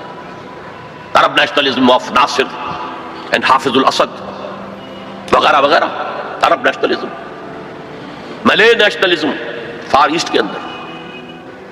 ترکی کا بھی جو حصہ مصطفیٰ کمال نے بچا لیا وہ ٹرک نیشنلزم کی بنیاد پر، اسلام کی تو جڑیں کھود دی اس نے وہاں۔ اذان عربی میں نہیں ہو سکتی، نماز عربی میں نہیں ہو سکتی، عورت برقع نہیں لے سکتی، آپ ٹوپی نہیں پہن سکتے، عمامہ نہیں باندھ سکتے، ہیٹ پہننا ہوگا، انگریزی لباس پہننا ہوگا۔ وہاں تو نام و نشان مٹانے کی کوشش کی، لیکن ٹرک نیشنلزم کی بنیاد پر کم سے کم ریزسٹنس۔ ورنہ واقعہ یہ ہے کہ دول یورپ جو ہیں وہ نام و نشان ترکی کا مٹا دیتے ہیں، اس لیے کہ اس قدر شدید ان کے اندر انتقامی جذبہ تھا۔ یہ قوم ہے جس نے ہمارے اتنے وسیع رقبے پر حکومت کی ہے اتنے طویل عرصے تک، nearly whole of East Europe was under them۔ لیکن یہ کہ بہرحال قومی اعتبار سے مصطفیٰ کمال کا کام بھی ہے کہ اس نے ترکی کو بچایا ہے، تو صحیح ایک ملک۔ بہرحال اب جو تحریکیں چلیں، پہلی تحریکیں تو کامیاب ہو گئیں، اس کی سب سے بڑی وجہ سیکنڈ ورلڈ وار تھی۔ یورپین پاورز اتنی کمزور ہو چکی تھیں، اتنی کمزور کہ اپنے بہت آؤٹ لائنگ جو ان کے علاقے تھے مقبوضہ، ان پر کنٹرول کرنا ممکن نہیں تھا۔ انگریز اس لیے گیا یہاں سے، ہم نے تو نہیں نکالا اسے۔ کیا آزادی کے لیے ہم نے کوئی جنگ لڑی؟ کیا کسی ایک انگریز کو بھی مارا؟ وہ تو خیر 1857 میں تو پھر بھی آپ کہہ لیں کہ مار دھاڑ ہوئی، انگریز بھی مارے گئے، انگریزوں نے ہندوؤں اور مسلمانوں کو بھی مارا۔ لیکن یہ جو سن 47 میں ہمیں آزادی ملی ہے، اس میں تو نہ ہم نے کسی انگریز کو مارا، نہ انگریز نے کسی ہندوستانی کو مارا۔ یہ تو وہ جو حالات کا تقاضا تھا، اور آپ کو معلوم ہے کہ سن 48 کا فیصلہ کیا ہوا تھا انہوں نے پہلے کہ وی شیل لیو انڈیا ان 1948، اس سے بھی ایک سال پہلے وہاں سے نکل گئے۔ اور دوسرا فیکٹر تھا انٹرنیشنل سین پر امریکہ جو ہے طلوع ہو گیا تھا، اور وہ آزادی کی تحریکوں کو سپورٹ کر رہا تھا۔ تو یہ مختلف فیکٹر سے آزادی کی ہماری تحریکیں تو کامیاب ہو گئیں، لیکن نظام اسلامی کے قیام کی کوئی تحریک آج تک کامیاب نہیں ہوئی۔ یہ ایک بہت بڑی فیلیور ہے، بہت بڑی فیلیور ہے، بہت بڑی فیلیور ہے، اور یہ ایک بہت بڑا تاریخ کے فلسفے کے اعتبار سے بہت بڑا عقدہ ہے جسے حل کرنا پڑے گا۔ ایسا کیوں ہوا ہے؟ میرے نزدیک اس کی دو وجوہات ہیں۔ ایک وجہ یہ ان تحریکوں نے یہ سمجھا کہ جب مسلمان ہیں تو ایمان تو ہے، عمل کی کمی ہے، لہذا عمل بہتر ہو جائے۔ They took it for granted، ایمان تو ہے، حالانکہ ایمان نہیں تھا، نہ ہے آج بھی۔ وہ ایک عقیدہ ہے، موروثی عقیدہ ہے، that's all۔ کنوکشن والا ایمان کہاں ہے؟ یقین والا ایمان کہاں ہے؟ اور نظام بدلنے کے لیے، نظام بدلنے کا مطلب ہے انقلاب برپا کرنا۔ انقلاب برپا کرنے کے لیے، اسلامی انقلاب کے لیے جس ایمان کی ضرورت ہے وہ زندہ ایمان ہونا چاہیے، زندہ ایمان، لیونگ فیتھ، برننگ فیتھ۔ اس کے بغیر یہ کام ممکن نہیں۔ تو ایمفیسس اسلام پر تو تھا، اسلامی نظام حیات پر تھا، لیکن ایمان پر نہیں تھا۔ نمبر دو، انہوں نے میتھڈالوجیز جو ہیں وہ جو موجودہ دنیا کی تحریکوں ہیں ان سے اخذ کی، بجائے اس کے کہ میتھڈالوجی اخذ کرتے محمد الرسول اللہ صلی اللہ علیہ وسلم کے طریقے سے، آپ کی سیرت سے اخذ کرتے، کیونکہ یہ کام انبیاء میں سے بھی صرف آپ کے ذریعے ہوا ہے، ایک مرتبہ ہوا تاریخ میں کہ ایک پورا نظام قائم ہو گیا۔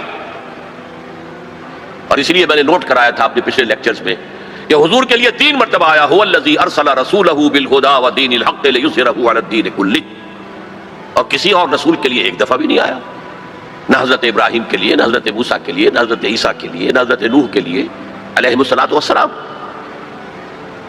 یہ کام حضور نے کیا اور ایک لائف سپین میں کیا، 20-22 برس۔ 610 میں وحی کا آغاز ہوا، 632 میں انتقال ہو گیا، 22 برس تھے۔ اور عرب میں تو جو انقلاب کی تکمیل ہے وہ سن 8 کے اندر ہو گئی تھی جب مکہ فتح ہو گیا۔ بعد کے دور کو تو آپ کہہ سکتے ہیں موجودہ جو ملٹری ٹرمینالوجی ہے، موپنگ اپ آپریشن، بس جہاں جہاں کوئی ریزسٹنس کے پاکٹس رہ گئے تھے ان کو صاف کرنا، ورنہ انقلاب کی تکمیل تو ہو گئی تھی فتح مکہ پر سن 8 ہجری میں۔ لہذا ہمیں سیرت محمدی صلی اللہ علیہ وسلم کو سورس ماننا چاہیے اس میتھڈالوجی کا۔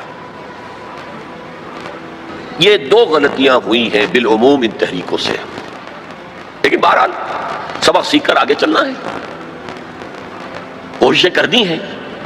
مجھے فیض کی ایک نظم بہت اچھی لگتی ہے، بہت اچھی لگتی ہے۔ میں نے بھی اپنی زندگی کے 10 سال جماعت اسلامی میں بسر کیے ہیں، پھر میں وہاں سے مایوس ہو کر نکلا ہوں۔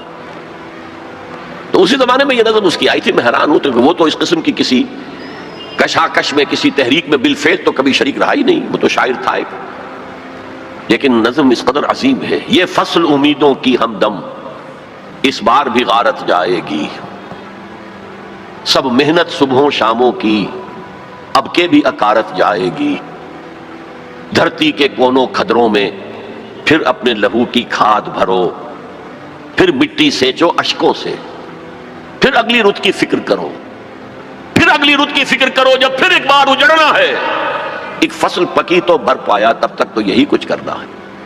Try and try again, try and try again, try and try again.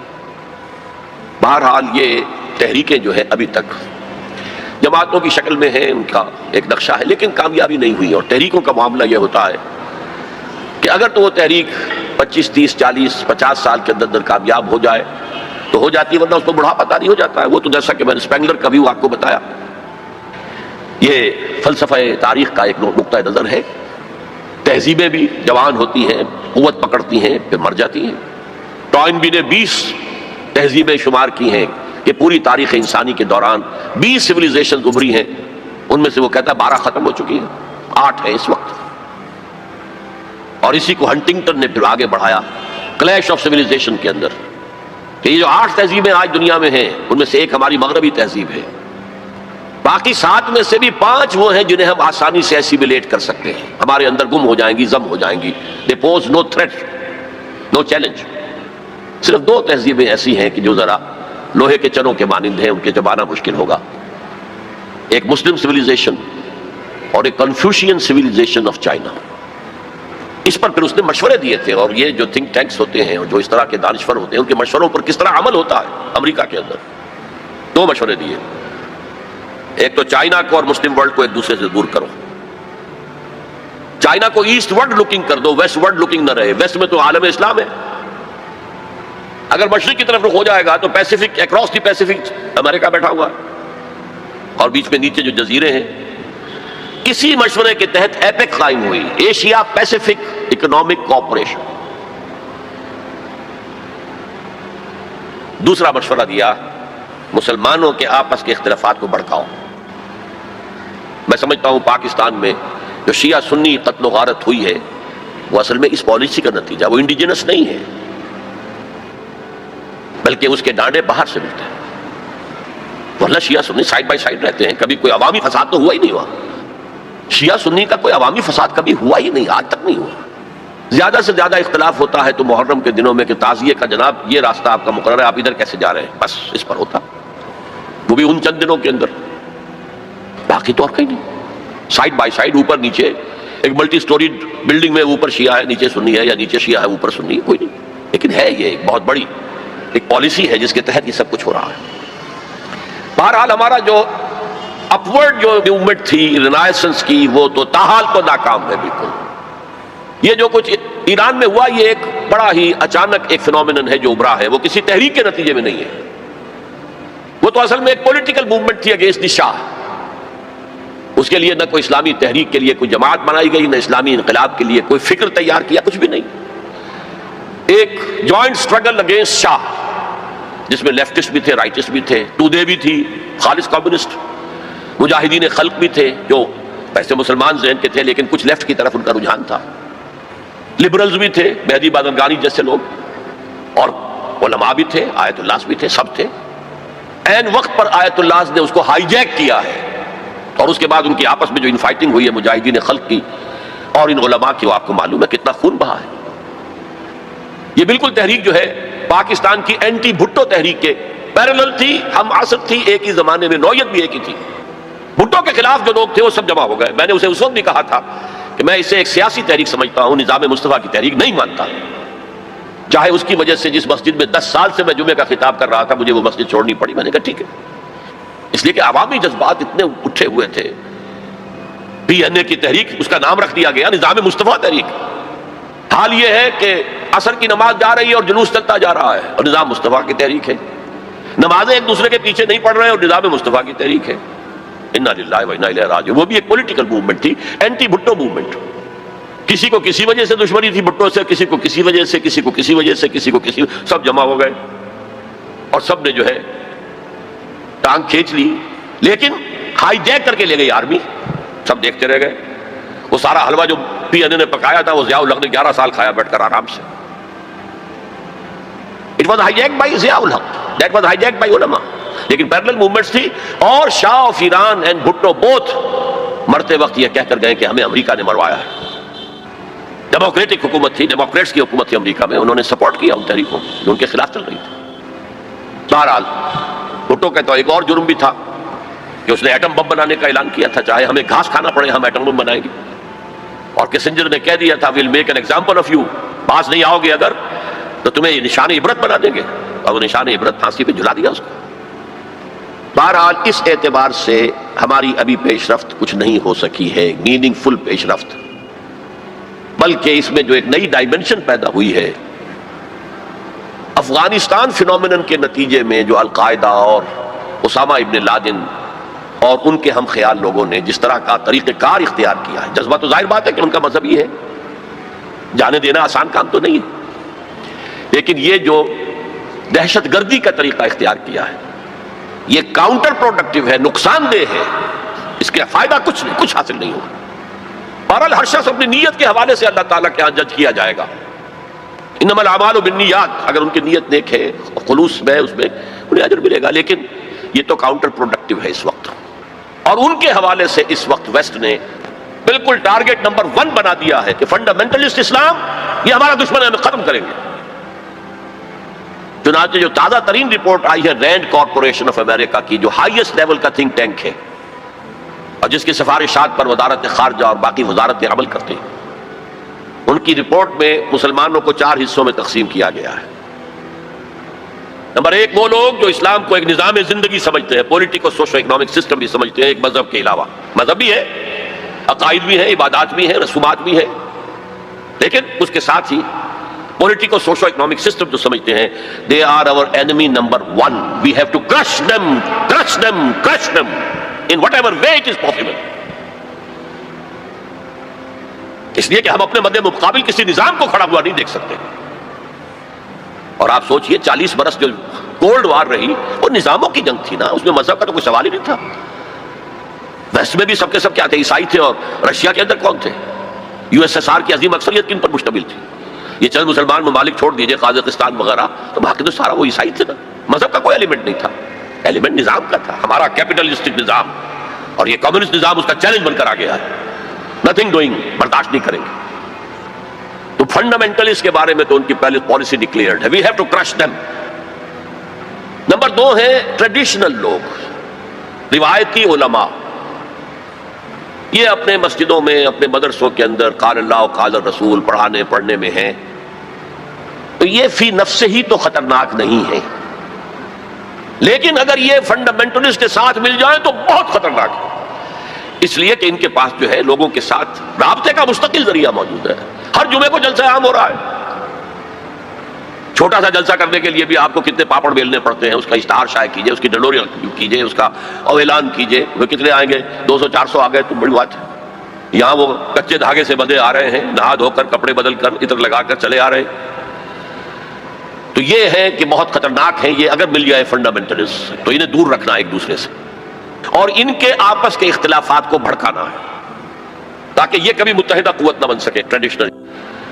تو یہ ہے کہ بہت خطرناک ہے یہ، اگر مل جائے فنڈامنٹلسٹ تو انہیں دور رکھنا ایک دوسرے سے، اور ان کے آپس کے اختلافات کو بھڑکانا ہے تاکہ یہ کبھی متحدہ قوت نہ بن سکے ٹریڈیشنلسٹ۔ تیسرے انہوں نے کہا ہے جو ماڈرنسٹ ہیں، جو اسلام کی ایسی تعبیر اب کر رہے ہیں جو ہماری تہذیب کے ساتھ کمپیٹیبل ہے، یہ جو ری انٹرپریٹیشن آف اسلام ہو رہی ہے to make it compatible with Western civilization, وہ کہتے ہیں کہ یہ ہے اصل آدمی، اور ان کی مدد کرنی چاہیے، انہیں سپورٹ کرنا چاہیے، ان کو امداد دینی چاہیے، اور ان کو میڈیا پر ان کی اپیئرنس کا اہتمام کرنا چاہیے، اس لیے کہ ان کے پاس کوئی اور ذریعہ تو ہے نہیں، مسجد میں کون گھسنے دے گا انہیں؟ وہاں کون ان کے پیچھے نماز پڑھے گا اور کون ان کا خطبہ سنے گا؟ جوتے لگ جائیں گے. لہذا ان کو جو ہے میڈیا پر لاؤ، اور اس پر عمل ہو رہا ہے. اور آخری اس نے کہا جو خالص سیکولر مسلمان ہیں وہ تو ہمارے ہی ہیں، اس میں تو کوئی اشکال ہی نہیں ہے. جو یہ سمجھتے ہیں کہ اسلام نام ہے نماز روزہ حج زکوٰۃ کا، عقائد کا، کچھ رسومات کا، عقیقہ ہے، شادی میں ایجاب و قبول ہے، مردہ کو دفنانا ہے، کفنانا ہے، بس یہ تو کرتے رہیں گے، ہمارا تو کوئی ان سے جھگڑا نہیں ہے. باقی وہ اس کو کوئی سیاسی نظام، اس کو کوئی معاشی نظام، کوئی معاشرتی نظام سمجھتے ہی نہیں، سیکولر ہے. لہذا ان دونوں طبقات کو سپورٹ کرو، اور یہ جو دو طبقات پہلے ہیں ان کے خلاف جد و جہد کرو. یہ ہے موسٹ ریسنٹ پالیسی ایڈوائز جو دی گئی ہے امریکہ کی حکومت کو. بہرحال میں نے کہا تھا کہ ایک طرف تو رینائسنس کی تحریک چل رہی ہے، اس کے بارے میں اپنا تجزیہ پیش کر دیا. دوسری طرف ہمارے زوال کا عمل اور گہرا ہوتا چلا گیا. اس زوال کے بڑے بڑے لینڈ مارک کیا ہیں؟ 1967 وار میں عربوں کو ایسی ہزیمت ناک شکست ملی ہے، ایسی ہزیمت ناک شکست کہ شرم سے سر جھکائیں قیامت تک، تب بھی وہ داغ نہیں دھویا جا سکتا. ہاں مصریوں نے دھو دیا تھا 1973 کی جنگ میں، لیکن اردن، شام اور اسرائیل نے جھپٹا مارا، ادھر سے لیا سینائی پیننسلا، ادھر سے لے لیے گولان ہائٹس، ادھر سے پورا ویسٹ بینک جو اب تک جارڈن کے پاس تھا، اور ایسٹ یروشلم بھی گیا، اب ان کے قبضے میں ہے. فرام 1967 یہ عالم عرب کے اعتبار سے یہ ہمارے زوال کا ایک بہت بڑا لینڈ مارک ہے. اسلام کے نام پر بننے والے ملک کا جو حشر ہوا 1971 میں 2 لخت ہو گیا، 2 ٹکڑے ہو گیا، اور سخت ہزیمت ناک، عبرتناک ہزیمت جو ہے مسلمانوں کو پاکستان کو اٹھانی پڑی، ایک اور دوسرا لینڈ مارک ہے. پھر جو قتل عام ہو رہے ہیں بوسنیا میں، چچنیا میں، پیلسٹائن میں، یہ سب کے سب جو ہے یہ اسی کی شکلیں ہیں. تو down fall is also increasing, going deeper and deeper and deeper. لیکن دوسری طرف رینائسنس کی تحریکیں بھی ہیں، اگرچہ مس لیڈ ہیں. میں ان حضرات کو جو میں نے کہا کہ ان کی نیت کے اعتبار سے اللہ کے ہاں ان کے ساتھ معاملہ ہوگا، لیکن میں ان کا جو بھی طریقہ کار ہے اسے سمجھتا ہوں کہ وہ مفید سے زیادہ مضر ہے، کاؤنٹر پروڈکٹیو ہے، اسلام کا نقصان پہنچ رہا ہے اس. اور میں انہیں کہتا ہوں مس گائیڈڈ میزائلز. ایک میزائلز ہوتے ہیں گائیڈڈ میزائلز، یہ مس گائیڈڈ میزائلز ہیں. یہ ہے آج کی داستان جو میں نے آپ کے سامنے رکھی. اس آج میں یہ آپ مزید شامل کر لیجئے، کیونکہ آج میں نے شروع کیا تھا جنگ عظیم اول کے کچھ 10 سال بعد سے. 1924 میں خلافت جو ایک نومینل ادارہ تھا، برائے نام ایک کہیے کہ ٹوکن ایک مسلمانوں کی اجتماعیت کا، ختم ہوئی. اس کے بعد سے پھر ایک رینائسنس کا پروسیس شروع ہوا. آزادی کی تحریکیں، نظام اسلام کے قیام کی تحریکیں، آزادی کی تحریکیں کامیاب ہوئی. وہ زمانے کی جو روح عصر تھی، اسپرٹ آف دی ٹائم کے مطابق تھی، کامیاب ہو گئی. لیکن یہ کہ یہ تحریکیں دوسری جو ہے ناکام ہو گئی، اور اب جو ایلیمنٹ آ گیا ہے وہ کاؤنٹر پروڈکٹیو ہے. لیکن ہمارے خلاف جو اب طاقت ایک ابھر کر آئی ہے، وہ جو اسلام کی بدترین دشمن ہے، یہودی، اب انہیں تمکن حاصل ہو گیا ہے، ان کے شکنجے میں ہے اس وقت. عالم عیسائیت ان کے شکنجے میں ہے، اگرچہ اس میں مختلف شیڈز ہیں. کیتھولکس اتنے زیادہ اعلی کار نہیں ہیں ان کے، اگرچہ ویسے شکست مان چکے ہیں. پوپ نے یہ فتویٰ ایشو کر دیا تھا کہ حضرت عیسیٰ کے صلیب دیے جانے کی ذمہ داری یہودیوں پر نہیں ہے، جس کے جواب میں پھر ابھی ایک پکچر بنی ہے دی پیشن، جس میں کہ صحیح حقائق کو دوبارہ پیش کیا گیا. سن 62 میں نے ایک پکچر دیکھی تھی کنگ آف کنگز، اور اس میں صحیح تاریخ تھی. حضرت عیسیٰ کو کنہوں نے مروایا تھا ان کے قول کے مطابق. ہمارے نزدیک تو اللہ نے انہیں اٹھا لیا تھا. اور دوسری طرف جو پروٹیسٹنٹ عیسائی ہیں، جو زیادہ فنڈامنٹلسٹ ہیں، ویسپ، ان میں سے خاص طور پر ویسپ، یہ اصطلاح پتہ نہیں آپ لوگوں نے سنی ہے کہ نہیں سنی ہے. ویسپ ایک تو اس بھیڑ کو کہتے ہیں نا جو کاٹ جاتی ہے کہیں اور سوجن ہو جاتی ہے اور تکلیف ہوتی ہے، اور ویسپ اصل میں مخفف ہے وائٹ اینگلو سیکسن پروٹیسٹنٹس. ان کے 2 گڑھ ہیں بڑے بڑے، ایک برطانیہ اور ایک امریکہ، USA. ویسپ یہ پوری طرح یہودیوں کے شکنجے میں ہے. یہ بات پچھلی صدی میں، آج سے تقریباً 100 برس قبل، علامہ اقبال جب یورپ گئے تھے 1905 میں اور 1908 تک رہے تھے وہاں، تو he could see through the society, European society. وہ خود جو کہتے ہیں نا کہ گاہ میری نگاہ تیز چیر گئی دل وجود، گاہ الجھ کے رہ گئی میرے توہمات میں. تو انہوں نے دل وجود کو ان کی نگاہ نے چیر کر دیکھ لیا تھا کہ فرنگ کی رگے جاں پنجے یہود میں ہے. اس وقت کا فرنگ، اس کا امام برطانیہ تھا. آج اسی فرنگ کا امام امریکہ ہے، یونائٹڈ اسٹیٹس آف امریکہ. فرنگ کی رگے جاں پنجے یہود میں ہے. بہرحال اب میں مستقبل کی طرف آتا ہوں. اس کو میں دو حصوں میں تقسیم کروں گا، ایک مستقبل بعید، ایک مستقبل قریب. مستقبل بعید جو زیادہ بعید نہیں ہے میرے نزدیک، وہ بہت زیادہ دور نہیں ہے. وہ کیا ہے؟ قرآن مجید کے صغرا کبرا سے بھی ثابت ہوتا ہے. پوری وضاحت کے ساتھ قرآن میں یہ نہیں ہے، لیکن صغرا کبرا قرآن میں موجود ہے، جس کا لازمی نتیجہ ہے جو میں ابھی آپ کے سامنے رکھوں گا. اور احادیث نبویہ سے بڑی وضاحت کے ساتھ ثابت ہے کہ قیامت سے قبل پوری دنیا میں، پورے گلوب پر دین حق اسی طرح غالب آئے گا جیسے کہ حضور کی جد و جہد کے نتیجے میں جزیرہ نما عرب میں غالب آیا تھا. قرآن میں صغرا کبرا کیا ہے؟ 3 دفعہ کہا کہ ہم نے بھیجا ہے محمد کو صلی اللہ علیہ وسلم دین کو غالب کرنے کے لیے. وہ آیت نے بار بار کوٹ کی ہے. 5 دفعہ کہا ہے کہ ہم نے بھیجا ہے محمد کو پورے عالم انسانیت کے لیے. سب سے اہم آیت ہے سورہ سبا کی نمبر 28 آیت، وَمَا أَرْسَلْنَاكَ إِلَّا كَافَّةً لِلنَّاسِ بَشِيرًا وَنَذِيرًا. اے محمد ہم نے آپ کو نہیں بھیجا مگر پوری نوع انسانی کے لیے بشیر اور نذیر بنا کر. اب اس صغرا کبرا کو جوڑیے. جب تک پوری دنیا پر دین حق اسی طرح غالب نہ ہو جیسے کہ حضور نے عرب میں کر دیا تھا. حضور کا مقصد بعثت ہنوز شرمندہ تکمیل ہے، اور یہ ممکن نہیں ہے کہ دنیا ختم ہو جائے اور حضور کا مقصد بعثت جو ہے پورا نہ ہو.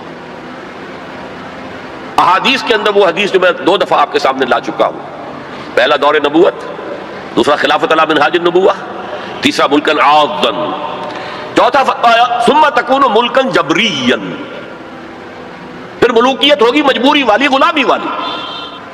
اب میں نہیں کہہ سکتا کہ اس وقت صحابہ نے اس کا کیا مطلب سمجھا ہوگا. یہ 2 ملوکیتیں علیحدہ علیحدہ حضور نے گنوا دی. آج ہم سمجھ سکتے ہیں کہ پہلی ملوکیت وہ تھی جس میں سلاطین اور ملوک مسلمان تو تھے، کلمہ گو تو تھے. پھر ہم ملکہ وکٹوریہ کے غلام ہو گئے.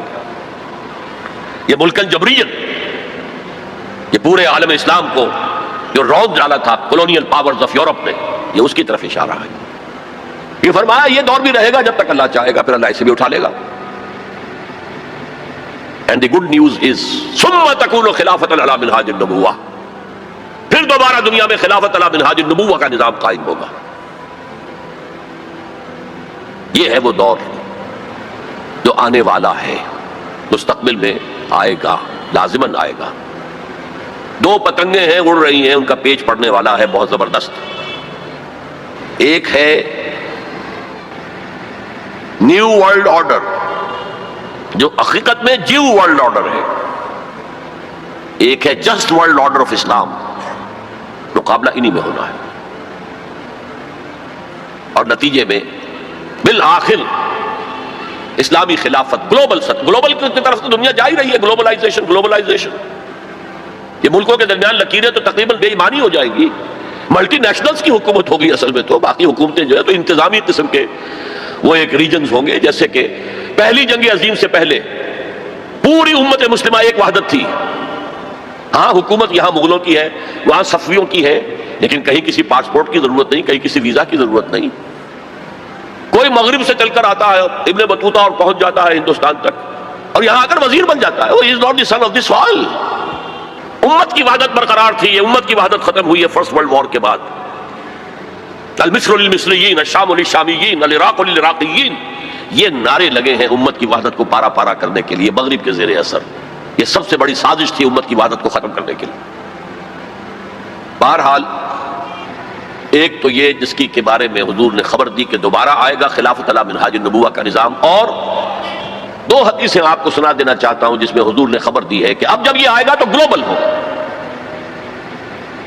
ایک حدیث ہے حضور صلی اللہ علیہ وسلم کے ایک غلام جنہیں آپ نے آزاد کر دیا تھا، حضرت ثوبان رضی اللہ تعالیٰ، ان کی روایت ہے. عن ثوبان رضی اللہ تعالیٰ عنہ قال قال رسول اللہ صلی اللہ علیہ وسلم ان اللہ زوالی الارض، اللہ نے میرے لیے پوری زمین کو لپیٹ دیا یا سکیڑ دیا، پوری زمین. فرائے تو مشارقہا و مغاربہا، میں نے سارے مشرق دیکھ لیے، سارے مغرب دیکھ لیے. وَإِنَّ أُمَّتِي سَيَبْلُغُ مُلْكُهَا مَا زُوِيَ لِي مِنْهَا، اور میری امت کی حکومت ان تمام علاقوں پر قائم ہو کر رہے گی جو مجھے زمین کو سکیڑ کر یا لپیٹ کر دکھا دیے گئے. اور یہ روایت کسی دوسرے تیسرے درجے کی حدیث کے ذخیروں میں سے نہیں ہے، مسلم شریف کی روایت ہے، درجہ اول کی کتب. اور دوسری حدیث وہ مسند احمد ابن حنبل کی ہے، مقداد الاسود عن المقداد الاسود رضی اللہ عنہ قال قال رسول اللہ صلی اللہ علیہ وسلم لا يبقى على ظهر الارض بيت وبر ولا مدر الا ادخله الله كلمة الاسلام. اس روئے زمین پر نہ کوئی گھر رہے گا اینٹ گارے کا بنا ہوا، اور نہ کوئی خیمہ ہوگا جو کھانوں کا بنا ہوا، جس میں اللہ اسلام کے کلمے کو داخل نہ کرے. بعز عزیز اور ذل ذلیل، یہ داخلہ دو میں سے ایک طریقے پر ہوگا، یا عزت والے کے اعزاز کے ساتھ، یعنی وہ خود اسلام قبول کر لے گا تو اس کے گھر میں یا اس کے خیمے میں اسلام داخل ہوگا، اس کی بھی عزت ہوگی. وَلِلَّهِ الْعِزَّةُ وَلِرَسُولِهِ وَلِلْمُؤْمِنِينَ، عزت کا حقدار تو اللہ ہے، اس کے رسول اور اہل ایمان ہے. اور ذل ذلیل یا کسی کمزور کی پستی کی وجہ سے اگر اسلام قبول نہیں کریں گے تو یؤتوا الجزیۃ عن یدٍ وہم صاغرون، چھوٹے ہو کر رہنا پڑے گا، جزیہ دینا ہوگا. گویا کہ اسلام تو اس کے خیمے اور گھر میں بھی داخل ہو گیا، وہ خود محروم رہا. جب حضور نے یہ فرمایا تو حضرت مقداد پھر کہتے ہیں کہ میں نے کہا وَيَكُونَ الدِّينُ كُلُّهُ لِلَّهِ، تب ہوگی وہ بات جو سورہ انفال میں آئی ہے کہ دین کل کا کل اللہ کے لیے ہو جائے گا. تو یہ تو ہے مستقبل بعید جس کا سارا دار و مدار میرے بیان میں حالات کے حوالے سے نہیں ہے. حالات میں ہمیں اس کے کوئی آثار نظر نہیں آ رہے، حالات بہت مایوس کن ہیں. لیکن حضور کے لیے وہی خبریں ہیں، وَهُوَ صادق المصدوق. منطقی طور پر بھی میں ان کا قائل ہوں اور حضور کی احادیث کی روح سے بھی قائل ہوں. اس سے پہلے جو مستقبل قریب ہے اس میں ابھی مسلمانوں پر بہت سخت دن آئیں گے، عذاب کا کوڑا اور شدید سے شدید تر ہو. اس کو یوں سمجھیے کہ وہ جو حدیث جس سے میں نے بات شروع کی تھی حزب النعل بالنعل، تو باقی سارے عذاب تو کاربن کاپی ثابت ہو گئے. ادھر ایشورینس، ادھر کروسیڈرز، ادھر نیبوکڈ نظر، ادھر تاتاریس، ادھر گریکس اینڈ رومنز، ادھر بقیہ ویسٹرن اینڈ سینٹرل یورپ. یہ تو صاف صاف نظر آ گیا جو پچھلی صدی میں ہوا یہودیوں کے ساتھ. 6 million of them decimated، ختم کیے گئے ہٹلر کے ہاتھوں. اس کی کاربن کاپی بھی تو آنے والی ہے، اور یہ آئے گی اربوں پر. آج اللہ کے دین کے سب سے بڑے مجرم عرب. کیوں؟ عام قاعدہ ہے جن کے رتبے ہیں سوا، ان کی سوا مشکل ہے. حضور کی ازواج سے کہا گیا کہ نہیں، اگر تم کوئی غلط حرکت کرو گی دوہری سزا ملے گی تمہیں، تمہارا رتبہ بہت اونچا ہے، تم نبی کے گھر میں آباد ہو. عربوں کو اللہ نے فضیلت دی کہ محمد ان میں سے تھے، رسول عربی ہیں صلی اللہ علیہ وسلم. یہ رتبہ بلند ملا جس کو مل گیا. ہر مدعی کے واسطے دار و رسم کہاں. پھر سب سے بڑی فضیلت کیا ہے؟ ان کی اپنی مادری زبان میں قرآن موجود ہے، اللہ کا کلام. ان کو قرآن کے سمجھنے میں کوئی دقت تو نہیں ہے. یہاں میں تو آپ سے کہتا رہا عربی سیکھیں، عربی سیکھیں، عربی سیکھیں، تاکہ قرآن کو اس کی اپنی اصل زبان میں اپنی آنکھوں سے پڑھ سکیں. وہاں تو ان کو تو ضرورت نہیں. پھر بھی ان کا اگر یہ حال رہا کہ جو ملک بھی کولونیل رول سے آزاد ہوا اس نے یا تو اپنا قبلہ کر لیا ماسکو کی طرف اور یا واشنگٹن کی طرف، تو ان سے بڑا مجرم اور کوئی نہیں. ایک حدیث میں آیا ہے ویل للعرب من شر اقترب، بہت ہلاکت اور بربادی ہوگی. ایک مرتبہ ام سلمہ رضی اللہ تعالی عنہا نے ام المومنین پوچھا کہ یہ جو آپ فرما رہے ہیں کہ اتنی بڑی تباہی آئے گی، اتنے بڑے مسلمانوں کے اوپر برے حالات آئیں گے، تو عرب اس وقت کہاں ہوں گے؟ فرمایا العرب یومئذ قلیل، بہت کم رہ جائیں گے. بہت بڑی تباہی آنے والی ہے. اور اس کا نقطہ آغاز کیا ہوگا؟ ویسے تو ہے جو کچھ ہو رہا ہے فلسطین میں، اسے وہ 30 کروڑ عرب بھی دیکھ رہے ہیں اور باقی 100 کروڑ مسلمان باقی بھی دیکھ رہے ہیں. ٹک ٹک دیدم دم نکشیدم، وہ آئی سی جو ہے وہ بھی زیادہ آئی سی بن کر رہ گئی اور کچھ نہیں. کوئی کسی طرف سے احتجاج تک نہیں ہے. امریکہ شیرون کو مین آف دی پیس کا خطاب دے رہا ہے، صابرہ اور شتیلہ کا قاتل درندہ، اور جو کچھ کر رہا ہے فلسطینیوں پر وہ آج ہم اپنی آنکھوں سے دیکھ رہے ہیں ٹیلی ویژن کے اوپر. کس طرح بلڈوزر آتے ہیں ان کے گھروں پر گھر، گھروں پر گھر گراتے چلے جاتے ہیں. کس طریقے سے F-16 اوپر دندن آ رہے ہیں، ہیلی کاپٹر دندن آ رہے ہیں، اور ان کے پاس کیا ہے؟ سوائے اپنی جان پیش کرنے کے سوسائڈ جو ہے اٹیک اس کے سوا کیا ہے؟ یا پہلے وہ صرف پتھر مارتے تھے، اینٹیں روڑے، اللہ اللہ کا سلام. تو یہ ضربت علیہم الذلۃ والمسکنۃ وباؤوا بغضب من اللہ یہ تو پہلے ہی ہو چکا ہے. لیکن جن دو چیزوں پر یہودیوں کا اور west white Anglo Saxon Protestants کا اتفاق ہے، وہ ایجنڈا، 4 نکاتی ایجنڈے پر یہ متفق ہیں. نمبر 1، جلد از جلد وہ جنگ ہونی چاہیے جس کی خبر بائبل میں دی گئی ہے، ارمگیڈون. بائبل کی آخری کتاب ہے ریویلیشنز، مکاشفات یوحنا. یہ یوحنا جون جو ہے یہ حضرت یحییٰ نہیں، حضرت مسیح کے حواریوں میں سے ایک جون ہے، ان کے مکاشفات ہیں. اور اس میں یہ ہے کہ ایک بہت بڑی جنگ ہوگی تاریخ انسانی کی، ارمگیڈون. اور اگر آپ دیکھیں گے ڈکشنری میں تو لکھا ملے گا very big war which will be fought between the forces of good and evil before the end of this world. ارمگیڈون جلد از جلد ہونی چاہیے. نمبر 1، عراق پر حملہ اس کا نقطۂ آغاز ہے. آگے یہ سلسلہ کدھر بڑھتا ہے یہ ابھی دیکھنے کی بات ہے. نمبر 2، گریٹر اسرائیل قائم ہونا چاہیے تاکہ پوری دنیا کی یہودی آ کر سما جائے. ابھی تو اس چھوٹے سے اسرائیل میں تو ساری دنیا کی یہودی تو نہیں آ سکتی. اور یہ کہ فلسطینیوں سے اس ارض فلسطین کو پاک کیا جائے تاکہ نہ رہے بانس نہ بجے بانسری، یہ خودکش حملے بھی ختم ہو جائے. یا انہیں سمندر میں پھینکو یا انہیں جارڈن کی طرف دھکیل دو، چلے جاؤ ادھر. نمبر 3، مسجد اقصی اور ڈوم آف دی راک قبۃ الصخرہ کو گرایا جائے. نمبر 4، ٹیمپل تعمیر کیا جائے، 3rd ٹیمپل، جس کی پوری تیاری کر چکے ہیں، جس کے پورے نقشے بن چکے ہیں، جس کے لیے اس کی جو بھی انٹرنل ڈیکوریشن ہوگی اس کے لیے سب کچھ تیار ہو چکا ہے. اور یہ انتفاضہ جو ریسنٹ شروع ہوا ہے یہ شیرون کے دورے کی وجہ سے کہ وہ مسجد اقصی میں داخل ہوا اور وہ دیکھ رہا تھا جگہ کہاں سے ہمیں فاؤنڈیشن بنانی ہے اور کیا کرنا ہے. 4 باتیں گنوائی میں نے. 5ویں بات ایک اور بھی ہے کہ جب 3rd ٹیمپل تعمیر ہو جائے تو تھرون آف ڈیوڈ لا کر وہاں پر رکھ دیا جائے. یہ مجھے پتا نہیں تھا، یہ تھرون آف ڈیوڈ ابھی حضرت داؤد کا تخت جو ہے کہیں محفوظ ہے. یہ پروٹیسٹنٹس کا ایک رسالہ نکلتا ہے دی ٹرمپٹ، فلاڈلفیا سے، امریکہ کے شہر فلاڈلفیا سے، دی فلاڈلفیا ٹرمپٹ. اس میں پتا چلا یہ ایک پتھر تھا جس پر بٹھا کر حضرت داؤد کی تاج پوشی کی گئی تھی. اسی پر حضرت سلیمان کی تاج پوشی ہوئی، اسی پر بعد میں ان کے اور جو بھی تھے حکمران ان کی تاج پوشی ہوتی رہی.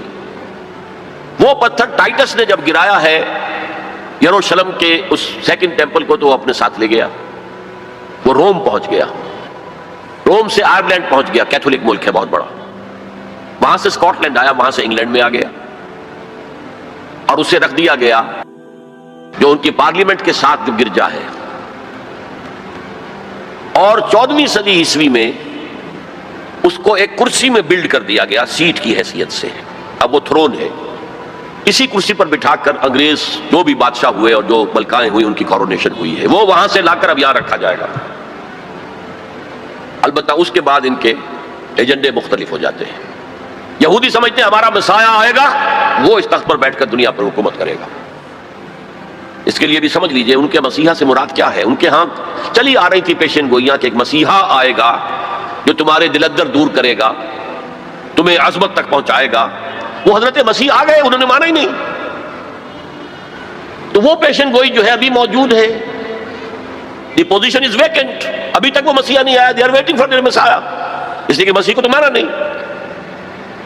اور عیسائیوں کا خیال ہے حضرت مسیح کا جو 2nd نزول ہوگا، 2nd کمنگ، تو وہ اس تخت پر بیٹھ کر حکومت کریں گے پوری دنیا پر. یہ ایجنڈا ہے. کوئی سبب معلوم ہو سکا ہے آج تک کہ عراق پر کیوں حملہ کیا گیا؟ اور کمال ہے کہ اس قوم نے پھر اسی شخص کو منتخب کر لی. 9/11 کس نے کیا اس کی کوئی کبھی تحقیق ہوئی ہی نہیں، روک دیا گیا. جب شروع میں تحقیق شروع ہوئی تھی تو پہلے تو بیان آیا تھا بش کا کہ یہ لیک کیوں ہو رہی ہیں چیزیں اس سے، اور پھر سسٹم روک دیا گیا. یہ سارا جو معاملہ ہے history is going towards that direction.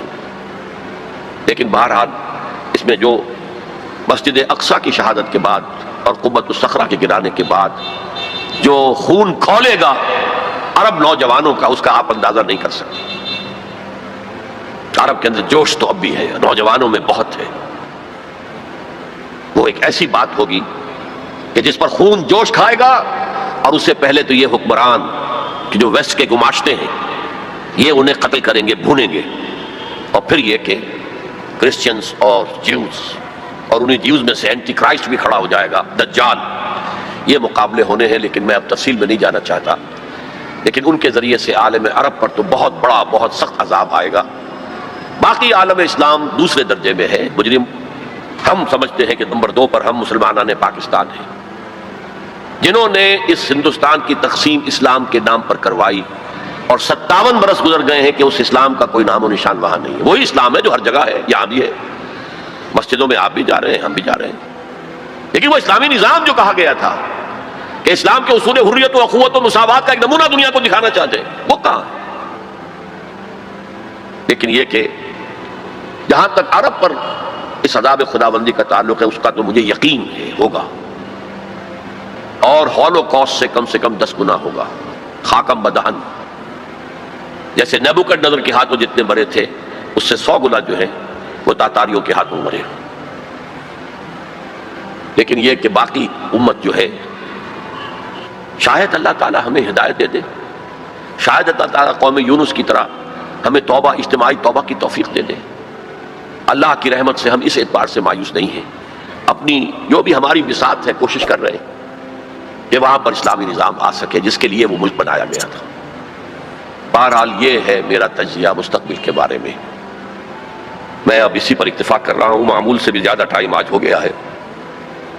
اللہ تعالیٰ مجھے بھی اور آپ کو بھی توفیق دے کہ ہم کمر ہمت کسیں اور اس دلدل سے نکلنے کی کوشش کریں، اور اپنی زندگیاں وقف کریں اس کام کے لیے کہ جیسے کل میں نے کہا تھا، جاگو اور جگاؤ، ہوش میں آؤ، دوسروں کو ہوش میں لاؤ، پھر مل جل کر وَلْتَكُن مِّنكُمْ أُمَّةٌ يَدْعُونَ إِلَى الْخَيْرِ وَيَأْمُرُونَ بِالْمَعْرُوفِ وَيَنْهَوْنَ عَنِ الْمُنكَرِ. اللہ تعالیٰ توفیق دے. وما توفیقی الا باللہ العلی العظیم.